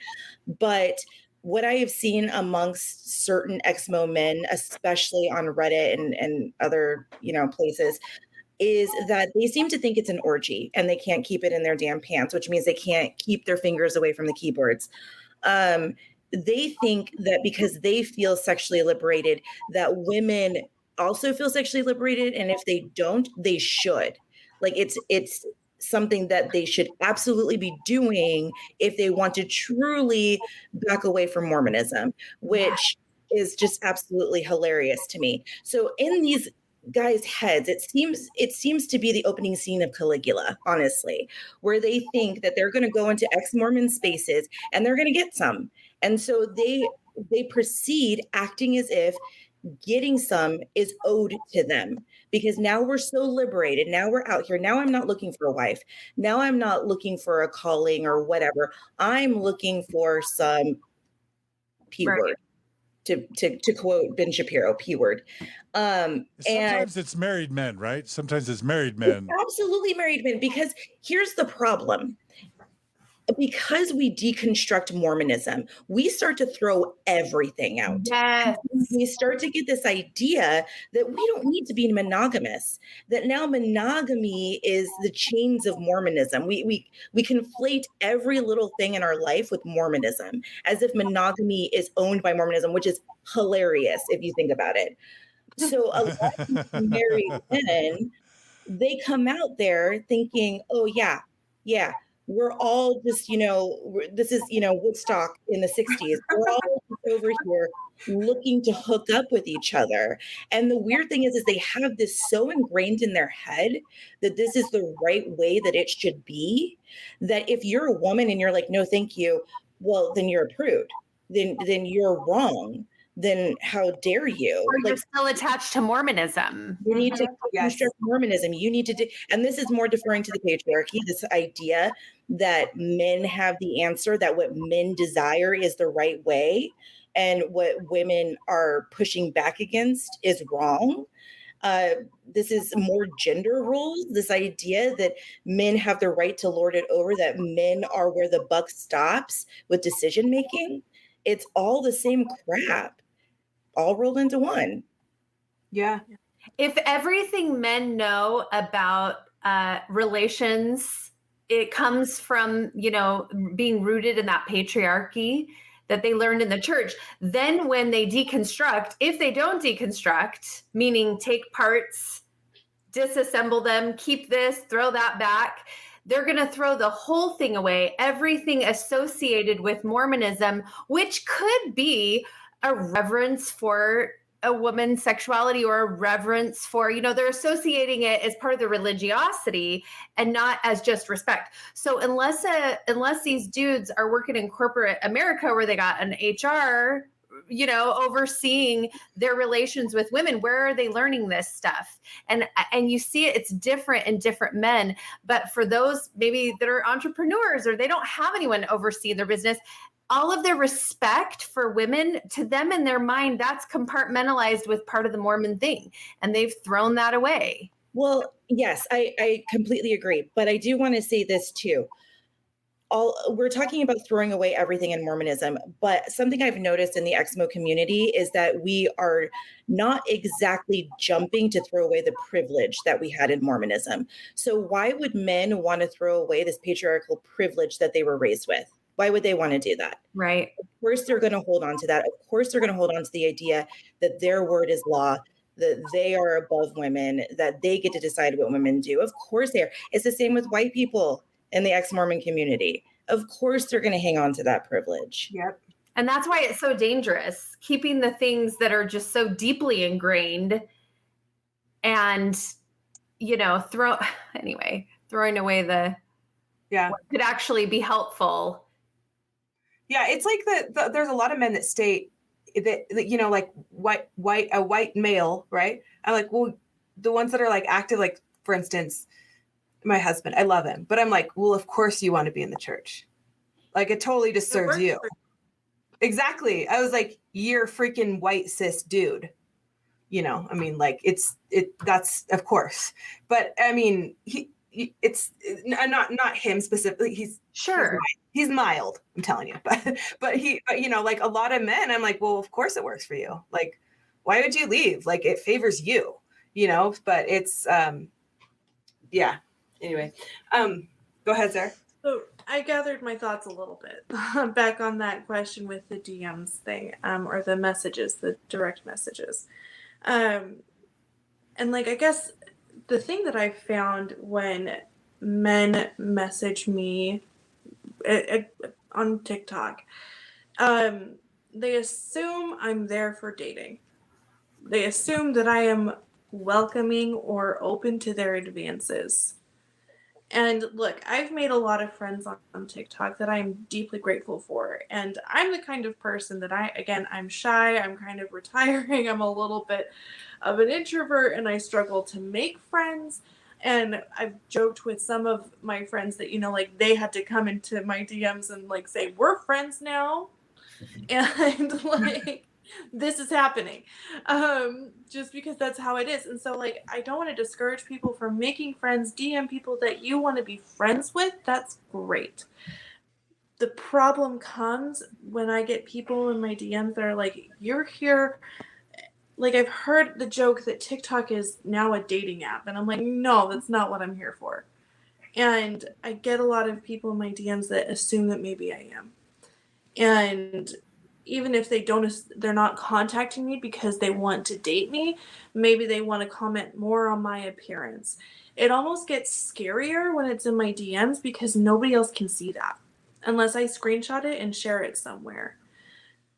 Don't do it. Like, just if you want to be friends with somebody, be friends with somebody, but then that's important that you don't comment on things like their appearance or flirt with them there unless like it's consensual. When you feel objectified. Yeah. And so it's because I'll get DMs that are like, they just open up with, hey, beautiful. And I'm like, you're coming in at me real strong right now. You're commenting on my appearance. You're assuming I'm okay with you flirting with me because that's what you're doing when you say hello, beautiful as an opening line. And I'm not here for dating. If I want an app for dating, there's 100 dating apps that I can go and use. This is not one of them. And I think, don't you think it has a lot to do with intent too? Oh, yeah, absolutely. And as a man, you know Yeah. when you're DMing me. And we also do know. Like, we can read it between the lines very easily. Yeah. And and that's another thing too. I'm learning to trust my gut because there've definitely been moments where I was like, well, this person, because I tend to give people the benefit of the doubt. I try to say, oh, they're just being friendly. I joke that my baseline is that somebody's only interested in me as a friend. But then there's always my gut. And I know. And I'm trying to learn to trust that a little bit more. But that going into my DMs, the stuff that you say there gets scarier for me because not everybody can see that. And then I feel more pressure to be nice to you because I'm just trying to leave me alone. It's a very real cornering. Yeah. Yes. Yep. All right. So you guys, let's talk a little bit about sex shame. Real quick. And I just want to make sure this gets mentioned. I hear that there are way too many ex-Mormon men that just assume that an ex-Mormon woman wants to be a part of a threesome, that, that they want to swing, or like you've already said, that they will want to, be sexually active with any guy that wants to send them a message for some reason. So I just want to sort of say that out there. Is that a thing? And is that a problem? Yeah.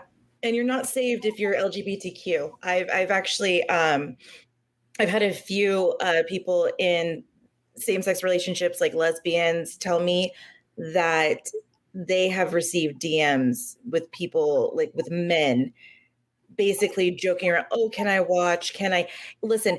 Even if it's a joke, which we can tell when it's not funny. Don't joke about threesomes. Don't joke about swinging with people. No.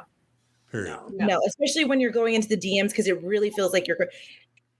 Here's my suggestion. If you're going to DM a woman, act as if you're walking up in a dark alley to this woman. How would you approach her? Don't corner her in that dark alley and start saying, hey, beautiful. Like, how would that look? Like, just think about that. Picture that. Hey, hot stuff, like how I like your hair. Let's not be a creep. Instead, go up to her and be like, hey, you know what? I just wanted to reach out and say, really put yourself in that dark alley with that woman when you DM her. Really, really test it out in your head what you're going to say. That's a great suggestion. Yeah, Yeah. definitely. Yeah, I think that's Definitely. great. Love that. Thank you. All right. Any other questions or thoughts on modesty, you guys? Okay, so let's talk a little bit about sex shaming. I think this goes right into the stuff that we're already talking about. I have seen sex shaming online in the ex-Mormon community. What is it? What is it? Define it. So, okay, so basically, like, I don't like it's the same as, like, okay, so if you're in high school and there's a girl that, you know, she might be more sexually active than other people, right?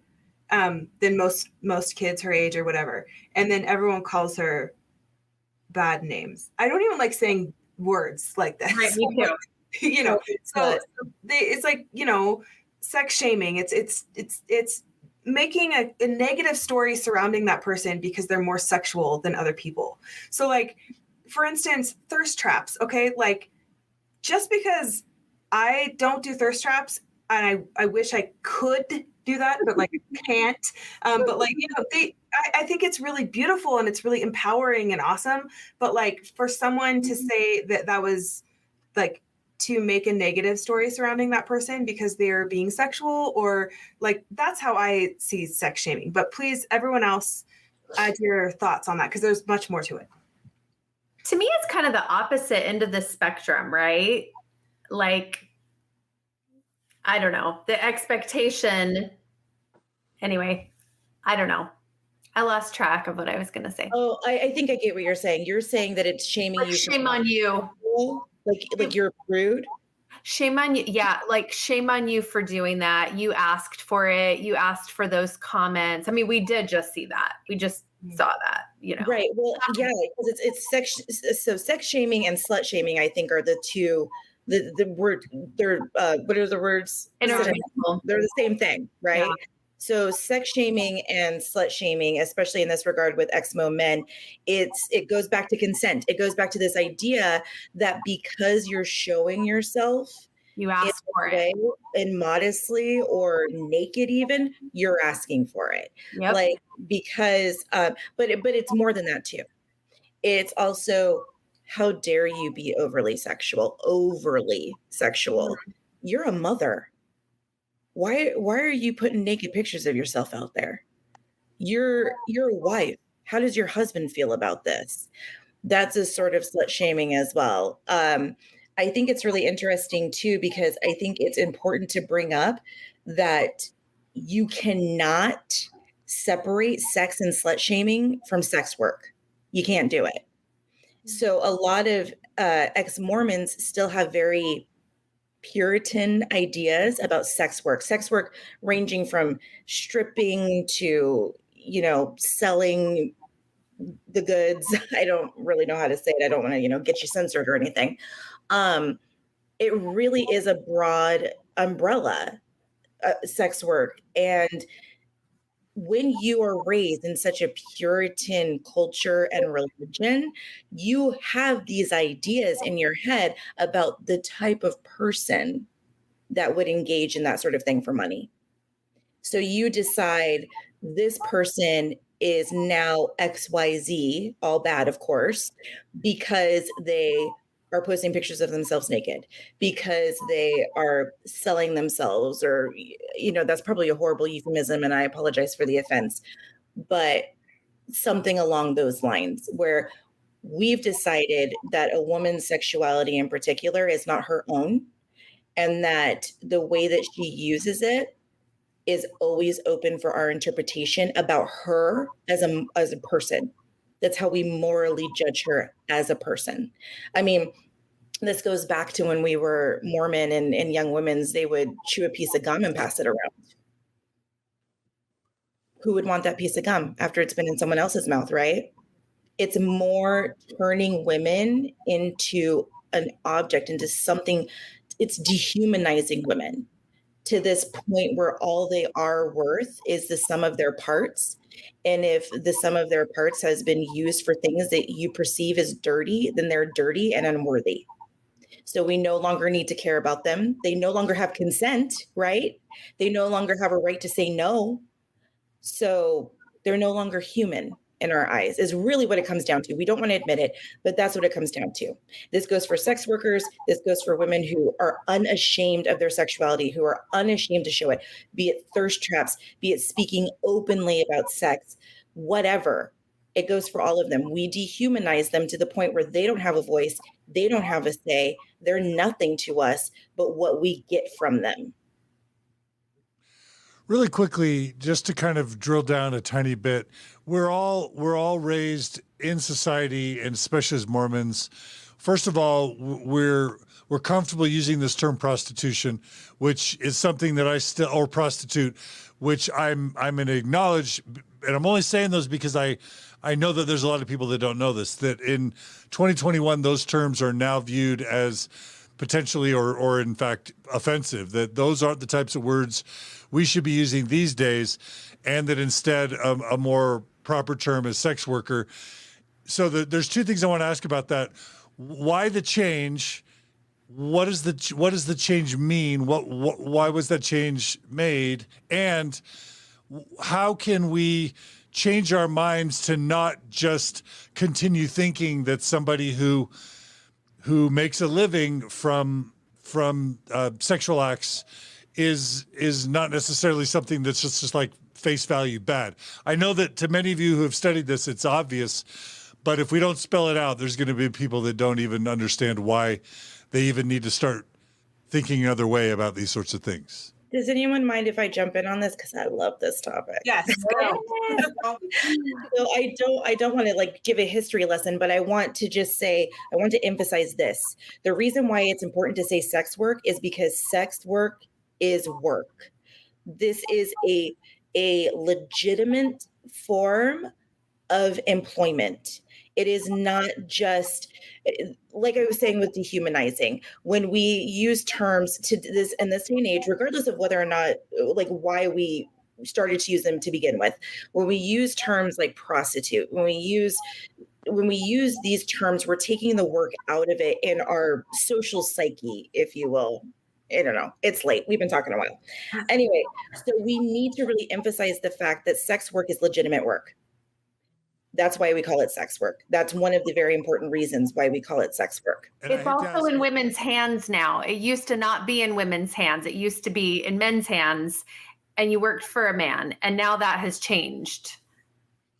And if somebody's like, who says, wait, no, it's still bad. Like lying's bad, stealing's bad, sex work's bad. If somebody's saying, how can we now declare that it's okay? How do you respond to someone who is like, no, it's still bad because it always has been bad? Well, Like, that's like a belief paradigm. Like it's like trying to convince a believing Mormon that like Joseph Smith lied. It doesn't work, right? So like I think it's also to reiterate what Maggie said as well, is like, you say sex work, that's a job, but like you say prostitute, that's a label. And that's a person. That's not a prostitute. That is a person who does sex work. So the minute we dehumanize people is the minute that we become very, very dangerous, because it's like the church institution trying to dehumanize ex-Mormons. It becomes dangerous because that is what divides people. That's what hurts people and divides people and allows people to hurt other people, is when we dehumanize them. So I haven't studied it a lot, but I think it's a label. That's why we shouldn't call them. That's why we shouldn't say prostitution or prostitute, because it's a label. I think like it's just the thing that comes to mind for me too is that especially when we use that, like you make that a label and then you say, oh, well, because this person chooses to do this with their body, they are less believable, or they deserve my belief less because of a choice that they make with their body. That's not okay. Very good point. Very good point. I love all these things that have been brought up about sex shaming. Super poignant and really, really important. Does anyone else have anything to add to that part of the discussion? feel like it's like beautiful, spot on. Like, thanks everyone for adding to that. So the last thing that we're going to talk about is victim blaming. So this, I think, ties perfectly into sex shaming, because we invalidate that person. We always, if we're a perpetrator, if we're the person that, think about from the point of view of a perpetrator, we always want to invalidate that person who's coming out and trying to speak. And people who are victims, survivors of, assault, harassment, whatever. I am a survivor of sexual assault. And I know that as a survivor of sexual assault, you are in a position where the other person has the power. Mentally, physically, that person has the power. And it's so important for us when someone comes out. I can't remember where I heard the statistics, but a large percentage, I think it's like 90% or something like that, but don't quote me on it, of people that come out and come forward with their abuse or the assault or whatever it is that has happened to them, they are telling the truth. So when we hear a woman tell a story, and the story involves harassment, assault, believe them. 97% of women have been victims of sexual harassment. So believe them. That's my biggest take home from everything is listen to them and believe them. Yeah, this is something that I talked about a little bit earlier this week, that just, who does it have to be? Who does it have to be for you to believe them? Like, because, I mean, it just, again, that 97%, you talk to women, every woman I've ever talked to shares that experience. So, and it goes into that conversation that's had not just in the Ex-Mormon community, but across platforms and across communities, that, this point that we all say, oh, well, I don't know anyone who would do that. I don't know anyone who would make those comments or sexually harass somebody or, be sexually violent towards somebody. I don't know that person. Well, if 97% of us are experiencing this, you probably do. And it's so important that we come to terms with that. And that goes back into that, why it's important to speak up to your friends when you see them doing something that isn't okay. Because if you don't, who will? And then, that person that they're objectifying, that person that they're doing that to, is a person to somebody else. And it shouldn't even take that line of reasoning. It should just be, that's a person, don't do it. I don't know if that makes sense. But. It's really that simple, but so hard. And social media has made this so complicated. I mean, obviously, that's why we're having this conversation. It's a social media problem. I think a lot of this stuff wouldn't happen in real life because it is so easy to objectify someone from behind a screen, Yep. It's similar to like cyberbullying and stuff like that. Like, people have so much courage when they're behind that keyboard, So I think a big deal that we need to acknowledge too is that victim blaming can be really subtle. It's not always just, well, you were asking for it, you deserved it. A lot of times victim blaming really comes in the form of, well, what was the conversation like before he sent the unsolicited pic? Or, well, how were you dressed? Were you flirting with them? These questions, trying to get to the bottom of it. I think men think that they're trying to be, I don't know, clever and like look for proof, which I can understand on some level. But when it comes to things like this isn't a court of law. We don't need this airtight evidence. This isn't CSI. We need to listen, especially if we know these women. We need to, and men, frankly, we need to listen when they say something to us about what is happening. Why is it that we're innocent until proven guilty, but when our own friends come to us about sexual harassment or sexual assault, it's, well, let me go through this list of qualifiers before I'll think about believing you. So there's a lot of ways that we dismiss victims, and in that dismissiveness, we're really in turn blaming them. And I want to add to that too, that being, like I said, being a survivor of sexual assault, as I was young, I was 19, and I feel like it always is with me forever. Like that is always with me.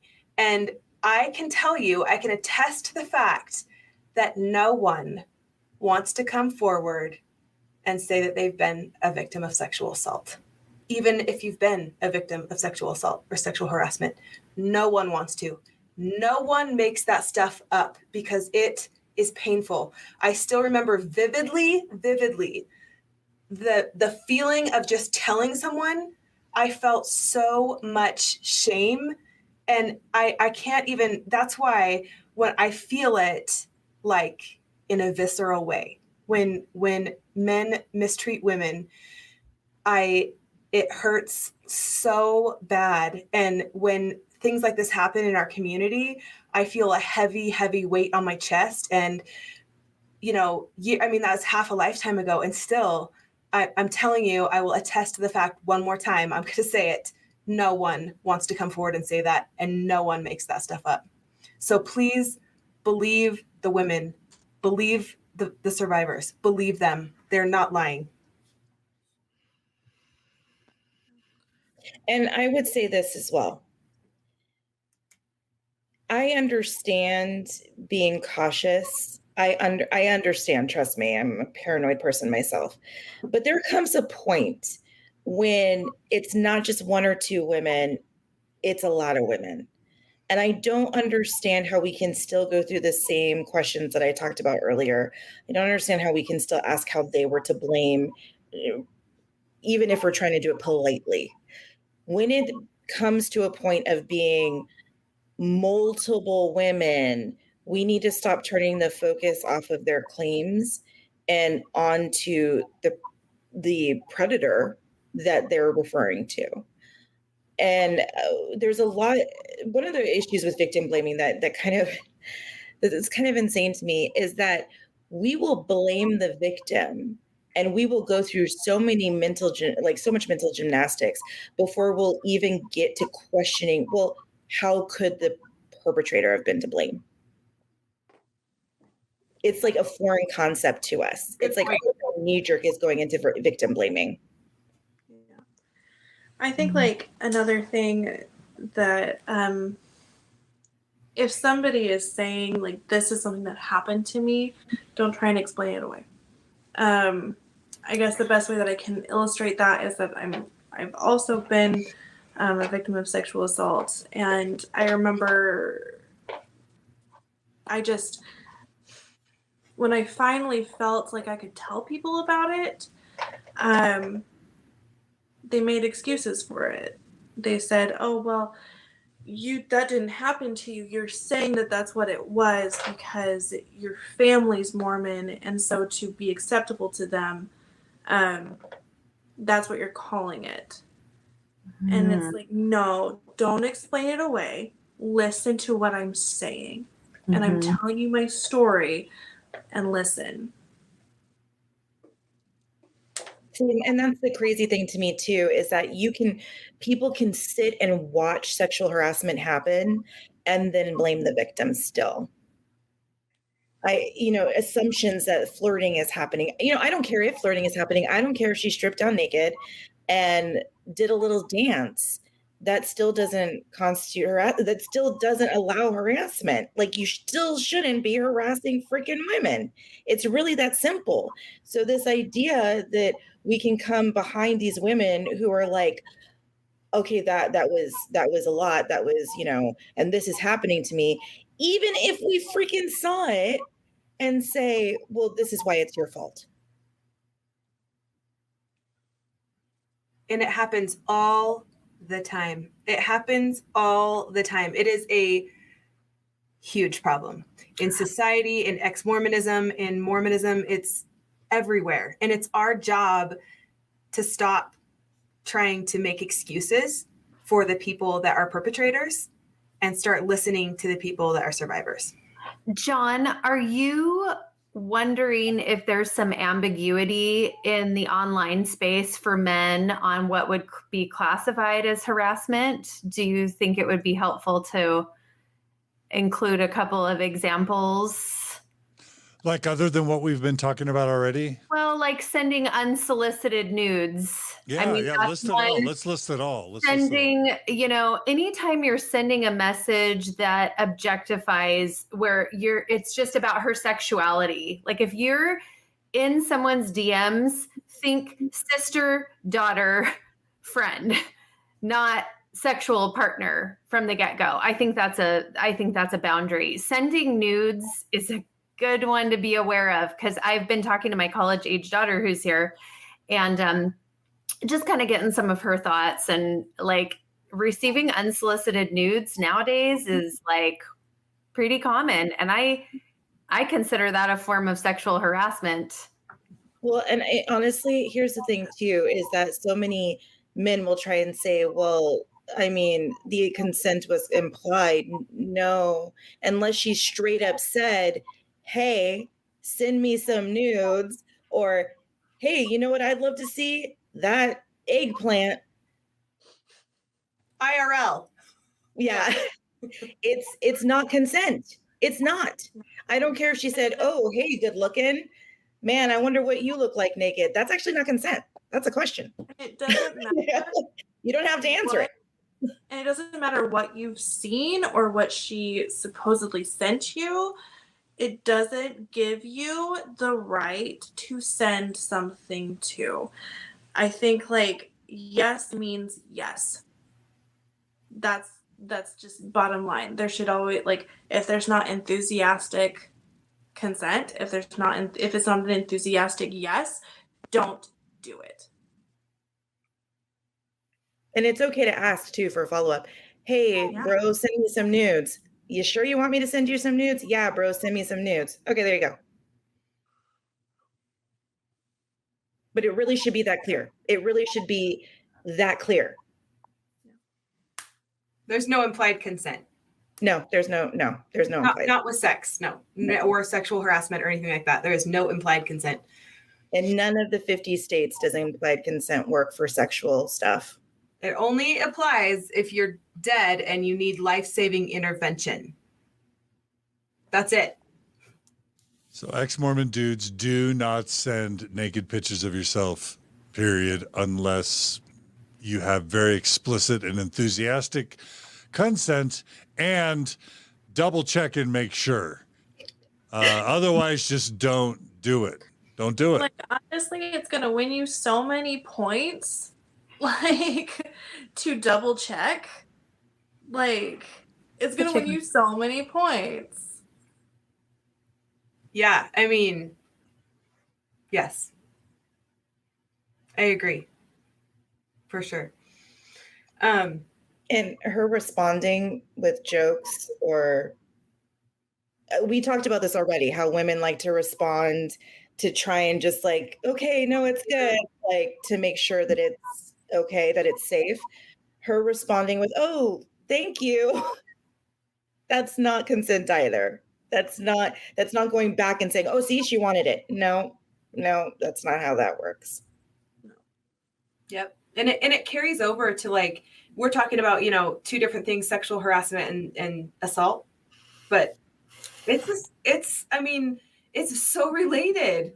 It's so related because it's very black and white, it just is. And it's just not okay. So if you're changing the scenario now, if you're dating a woman and, you want to make a move or whatever, you don't make moves without explicit consent. Yes, absolutely. With a hell yes and a high five, I've heard. What, Sarah? Yeah. Yes and a high five. I'm going to use it on my daughters. There's no such thing. There's no such thing as intoxicated or drunk consent. That doesn't exist. No. Or asleep consent, right? Yeah. No. And consent doesn't mean in perpetuity forever. It's something that you get consent every time, every single time. That it took me a while to understand, because they're teaching consent now in a way that they didn't even teach me. I mean, like, I'm 32. Like, I'm not that old. They didn't teach it to me like they're teaching it now. And I didn't understand it as I should have understood it, honestly. But, like, if you have to convince somebody, that's not consent. If you have to talk them into it, that is not consent. That's coercion. Mm-hmm. Yeah. And that's not something I understood even. That took me a long time to learn and understand. And when I realized that, I was like, well, okay then. You know? Like, Same, Sarah. See, if you're a man and you're having to keep bugging her for it, keep asking her about sending a nude, that's not consent when she finally says yes. You've basically backed her into a corner. It doesn't even matter if you're threatening her or not. A perceived threat is a threat.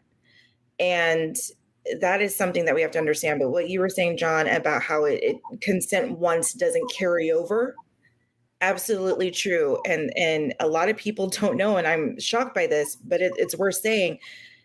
You're allowed to say no to your spouse. You can revoke consent, not even revoke consent. You have to give consent each time that you do anything with your spouse sexually. Your spouse is not owed sex. Spousal rape is a thing. Exactly. Spousal And rape. in Mormonism, it's even a higher risk, because basically the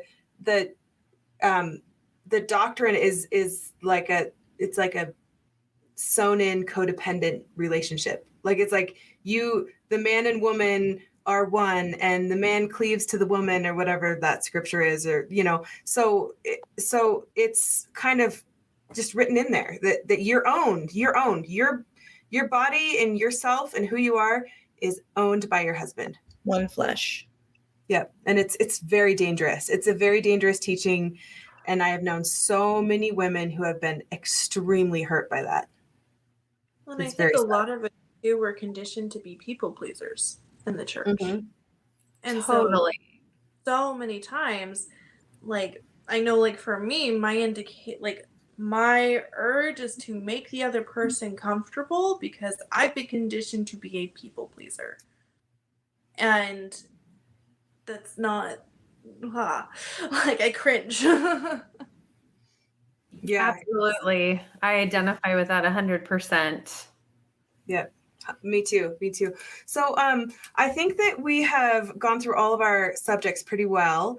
And maybe we could just wrap up with, does everyone just want to kind of give closing remarks? That's kind of a joke. That's what you would say in a church meeting. In closing. I want all of you to get the last word. So can I just throw a couple things in really quickly? Of course. Okay. So I really, well, first of all, I want to thank all you guys so much, all you women, for coming on and being willing to help educate us, being vulnerable. This isn't easy, being strong, being thoughtful, wise. This is just so wonderful. And I'm so glad we did this. And I'm so grateful to all of you for taking your Sunday evening, when there's a lot of things you could be doing, and helping us get educated when we should be knowing this by now, and learning about this and doing it without the need of any podcast. So thank you. I really wanted the focus of today to be for the men, and specifically for ex-Mormon men. I do want to just say something that's probably obvious to everyone, but I'm just going to say it because I think it's fair. I've received unsolicited graphic photos from women before. Women have made unwanted sexual advances to me. Pretty much everything we've talked about applies to everyone, right? But I'm really glad that we focused today on men, because I think that's the biggest need, and I think men are the biggest offenders. But are you guys all? I think you're all in agreement that these are rules that pretty much apply across the board, men and women. I don't want men to be able to say, "Well, you guys didn't mention that women can do this too," right? We could all just agree, stipulate that it can't happen. I've had two of my children have experienced sexual assault. Both are women, and it's a father's worst nightmare. Well, one of the worst things that a father can have to deal with, and that doesn't even hold a candle to what the actual women are experiencing when they're experiencing sexual assault or rape, as the case may be. So I just want to say how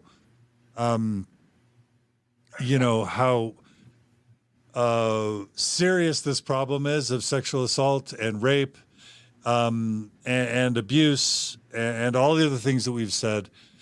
And it's super serious.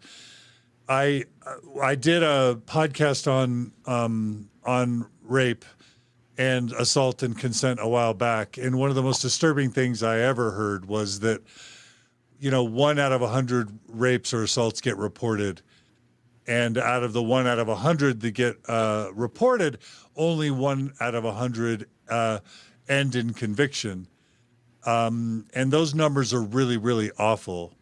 And I'm sure I'm not getting the numbers perfect, but just get the general sense that most people are never going to report.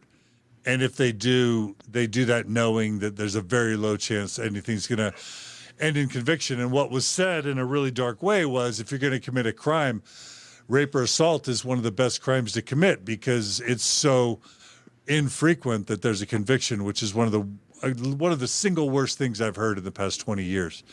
And so, yes, why would anybody make this up? Why would anybody invent a sort of thing? Why would someone invent false accusations? And so this movement sprung up, which needs to be the focus for today, which is believe women, because the instances where someone's going to just go out on a limb and make up an allegation. Who's going to benefit from that? The person that's going to benefit from that is going to be so rare that just belief needs to be the default. So I want to back that, and I'm glad that that's where the conversation focused tonight. You guys asked me to give feedback, and I'm just going to say this is something near and dear to my heart, because everything that I've said is true, and I've experienced it with my own children, and it's an epidemic. And what's tricky is occasionally, rarely, but I would feel like we were irresponsible and would probably invite scrutiny if we didn't acknowledge that there have been in the history of mankind, there have been false allegations. And I say that not to take away from anything that we've already said, because all of that's true. And in addition to me being, me making mistakes and me being the victim of a lot of the things that we've said, I know that occasionally there are false allegations made for whatever reason. And so the term that I heard when we were doing, and this is I understand that what I'm about to say is going to open a can of worms, and I'm actually not trying to now launch into this discussion because I think this is maybe a discussion for another time. The term that I heard in this conversation about rape was modified at a slight bit, which is start by believing. So if somebody reports a rape or an assault, you start by saying things like, "I'm so sorry this has happened to you. This is terrible. How can I help? What can I do?" And then at some point, police need to get involved. Investigators need to get involved. Experts need to get involved. Again, following the will and the consent of the person who is the victim, because they should be driving this sort of thing. But at some point, we also have to figure out as a community how to work through allegations and, also not allow, in the rare instance that it happens that someone does make a false allegation, allow, on the other hand, lives to be ruined from that. And I know that there are going to be some people that are going to be like, oh my gosh, we went 3 hours and now, John, you've blown it. But I think that if we just ignored the fact that there is a slight possibility that that can happen, what I don't think is good for this cause is for women to not be believed. And if in the rare instance that someone makes a false allegation, that is not good for all the other worthy and legitimate accusations and claims. So all of you, I want you to feel free to either just tell me I'm wrong or tell me you wish I hadn't said that or beat me back, or you can make any final comments you want in addition to whatever else, however else you want to end today. But I would feel bad if I would feel like we would be inviting scrutiny if that wasn't at least acknowledged on some level. So, I welcome any. I think it's fair to show both sides. I mean, the purpose of today was to share guidelines with, the men in our community and women, and just to bring attention to this issue. I mean, it's been an issue, and John, you said that you've noticed it since you've been running an online community. So I think it's important to bring attention to it. And I mean, I think it's fair to look at both angles of every story anytime you present something. But I just want to invite everyone to this new idea of just opening your mind up to possibly being wrong and knowing that there's a lot of us here and we are making an effort to change things. And hey, maybe you learned some things today that you didn't know before. And you're going to make a difference, and you're going to try. And I invite those people to the table. So thanks for giving us this opportunity, John. Yeah, thank you. Thank you, John. I mean, you ruined it with the Latin. But I do want to say that false allegations do exist. Women can and do lie. Honestly, it's a little paternalistic, I think is the word I'm looking for, benevolent sexism, to assume that women are only incapable of just and righteous things and good thoughts and everything. Obviously, these things are real. These things happen. But I do find that in conversations where women are trying to center ourselves on the conversation about misogyny, about sexism, about sexual harassment, about sexual assault, we always have to do but then there's always like we have to add to it. We have to almost take away from what we've said in just even a small way. Like that whataboutism a little bit, right? What about, yeah, right. Yeah. But I mean, is it fair? Sure. But was it on topic? Maybe not. But here's the thing. What I love the most about false allegations is that they're pretty easily disproved.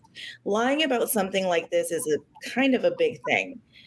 But when someone is accused of a false allegation, instead of watching them, I highly recommend that you watch the person saying it's a false allegation. I recommend that you watch the predator that this person has alleged harass them or harm them in any way. Because a lot of times what you'll see is the proof in the pudding. You'll see how these predators react by trying to silence the women who speak out, the men who speak out. You will see the way that they kind of fly off the handle, that they start to make threats, that they start to even offer bounty in some cases, money here and there for information, for addresses. It's kind of insane. There's a lot of things that we can observe amongst the victims of predators and amongst the predators when we are curious about whether or not something is a false accusation. And I will say it again, maybe one woman making a claim or man, maybe two, But when it comes down to handfuls, dozens of people making the same claims, false accusation becomes a little harder to believe. That's kind of what I wanted to say, Maggie. Honestly, it was pretty much the same thing. There are earmarks. You can tell because there'll be multiple women sometimes. And like you said, I mean, if the person that's being accused of those things is then trying to defame those people who are making the accusation, that is a big red flag. That is a huge red flag. If they are trying to drag that person through the mud or make that person look really bad, big red flag. So I think I just want to add my voice. So I don't know if you guys have seen the documentary on, what's that called? The Cecil Hotel documentary. Have you guys seen that? Anybody? No, but I'm familiar with the case. Yeah. Okay. So I won't spoil it, but there is a part in that show where there's all these conspiracy theorists that all kind of look into these things, and they think that this like death metal band player was the killer of the person, right? And they just destroyed this person's life, completely destroyed his life. And it ends up later where it's proven that he didn't do it, right? So like a false allegation can hurt. So I will acknowledge that it can really, really, really hurt. But being as you guys know, I already told you, I have a company. I manage a lot of people. So I get a lot of times people come to me and they say, they'll complain about another employee. And I am an evidence person. So I try really, really hard not to form an opinion about anything until after I see a lot of evidence. And I tend to give people the benefit of the doubt and all that. So, I think that we just make sure, like Elisha said, just make sure that you are willing to admit that you might be wrong. So if you form an opinion about something and then the evidence, it's kind of like being in the church, right? So the evidence, new information comes. So we're going to make decisions based on the best information that we have at the time. And sometimes we gather more information and we learn more things. And I would never try to discipline an employee unless I had really solid evidence that this, I would never just, take someone's word for it. So it's important, like Maggie said, like Sarah said, gather all your information, look at the action of the perpetrator in any given situation. Look at the actions of that person. Look at the words of that person. If a person of color tells you that something is racist, then you don't tell them that it's not racist. You listen to that person and you learn from that person. So when someone tells you that they are being sexually harassed, you don't tell them you're not being sexually harassed. You just don't. You don't do that. So gather the information. Everybody always give each other the benefit of the doubt, but really look at everything. And people could be wrong about their opinions about anything. So I just want to say I really appreciate you, John, so much for bringing us on here. I think that we have all experienced misogyny. We all want to unlearn misogyny. Everyone on your screen right now, all of us, we all want to unlearn it. And I think that by bringing people on your podcast, and I would love to do this again, by the way, like I would absolutely love to, but by bringing people on here and giving us a voice and really listening and giving feedback, I think it's so important. It's a step in the right direction. And I'm just really thankful for everyone who listened as well and to the podcast, because it just means a lot to me personally I spent 38 years in the church. So, and everybody else too has spent many years. So we really appreciate you allowing us to have this time to really talk about things that are important to us. Well, you four are wise and strong and courageous, thoughtful women. And it was an honor for me to sit with you and try to listen and learn. And I'm really, really grateful that now we have at least one 3-hour podcast episode broken up on 6 important topics that can, and I want to just encourage listeners, viewers, whoever, you're going to be able to go to the YouTube section and there's going to be these little time codes. And anytime you're on TikTok or Instagram or Facebook or Reddit or whatever, and some dude says something inappropriate or sends a improper emoticon or shames somebody for what they're doing or is reinforcing roles, just send them a link to that time code and say, hey, listen, do it one-on-one if you can. We don't want to create the backfire effect necessarily, but just say, hey, listen, I know that you want to do better. I think you have an opportunity to learn here. Check out this podcast. Check out this section of the podcast. I think this will really help you. And let's just spread the word, spread the education. And I think what Maya Angelou once said, and I think Oprah was in an Oprah Maya Angelou, when you know better, you do better. So let's help everybody know better so that we can develop community norms to do better. That's what I want so badly in this community. And you guys were just so lovely in how you helped us all learn today, even though it really wasn't your job. So thank you. Thank you so much. And if anybody wants to know, we are all on TikTok, by the way. So any of my believing family members who are listening to this, don't go to my TikTok. Do not. It is not paid for. But I'm Exmoflow, and then you guys want to say your handles because I don't know if everybody did. So I'm EXMOFLO on TikTok. And I'm Maggie in Babylon. Faith Unraveled. And I'm Vera1788. And I'm afraid to go back on TikTok. You should be. It's a pretty good place, honestly. It's been a great thing. It's kind of my it's been my happy space. One of the things I love about TikTok, Ex-Mormon TikTok, is how many wonderful women are doing really brilliant.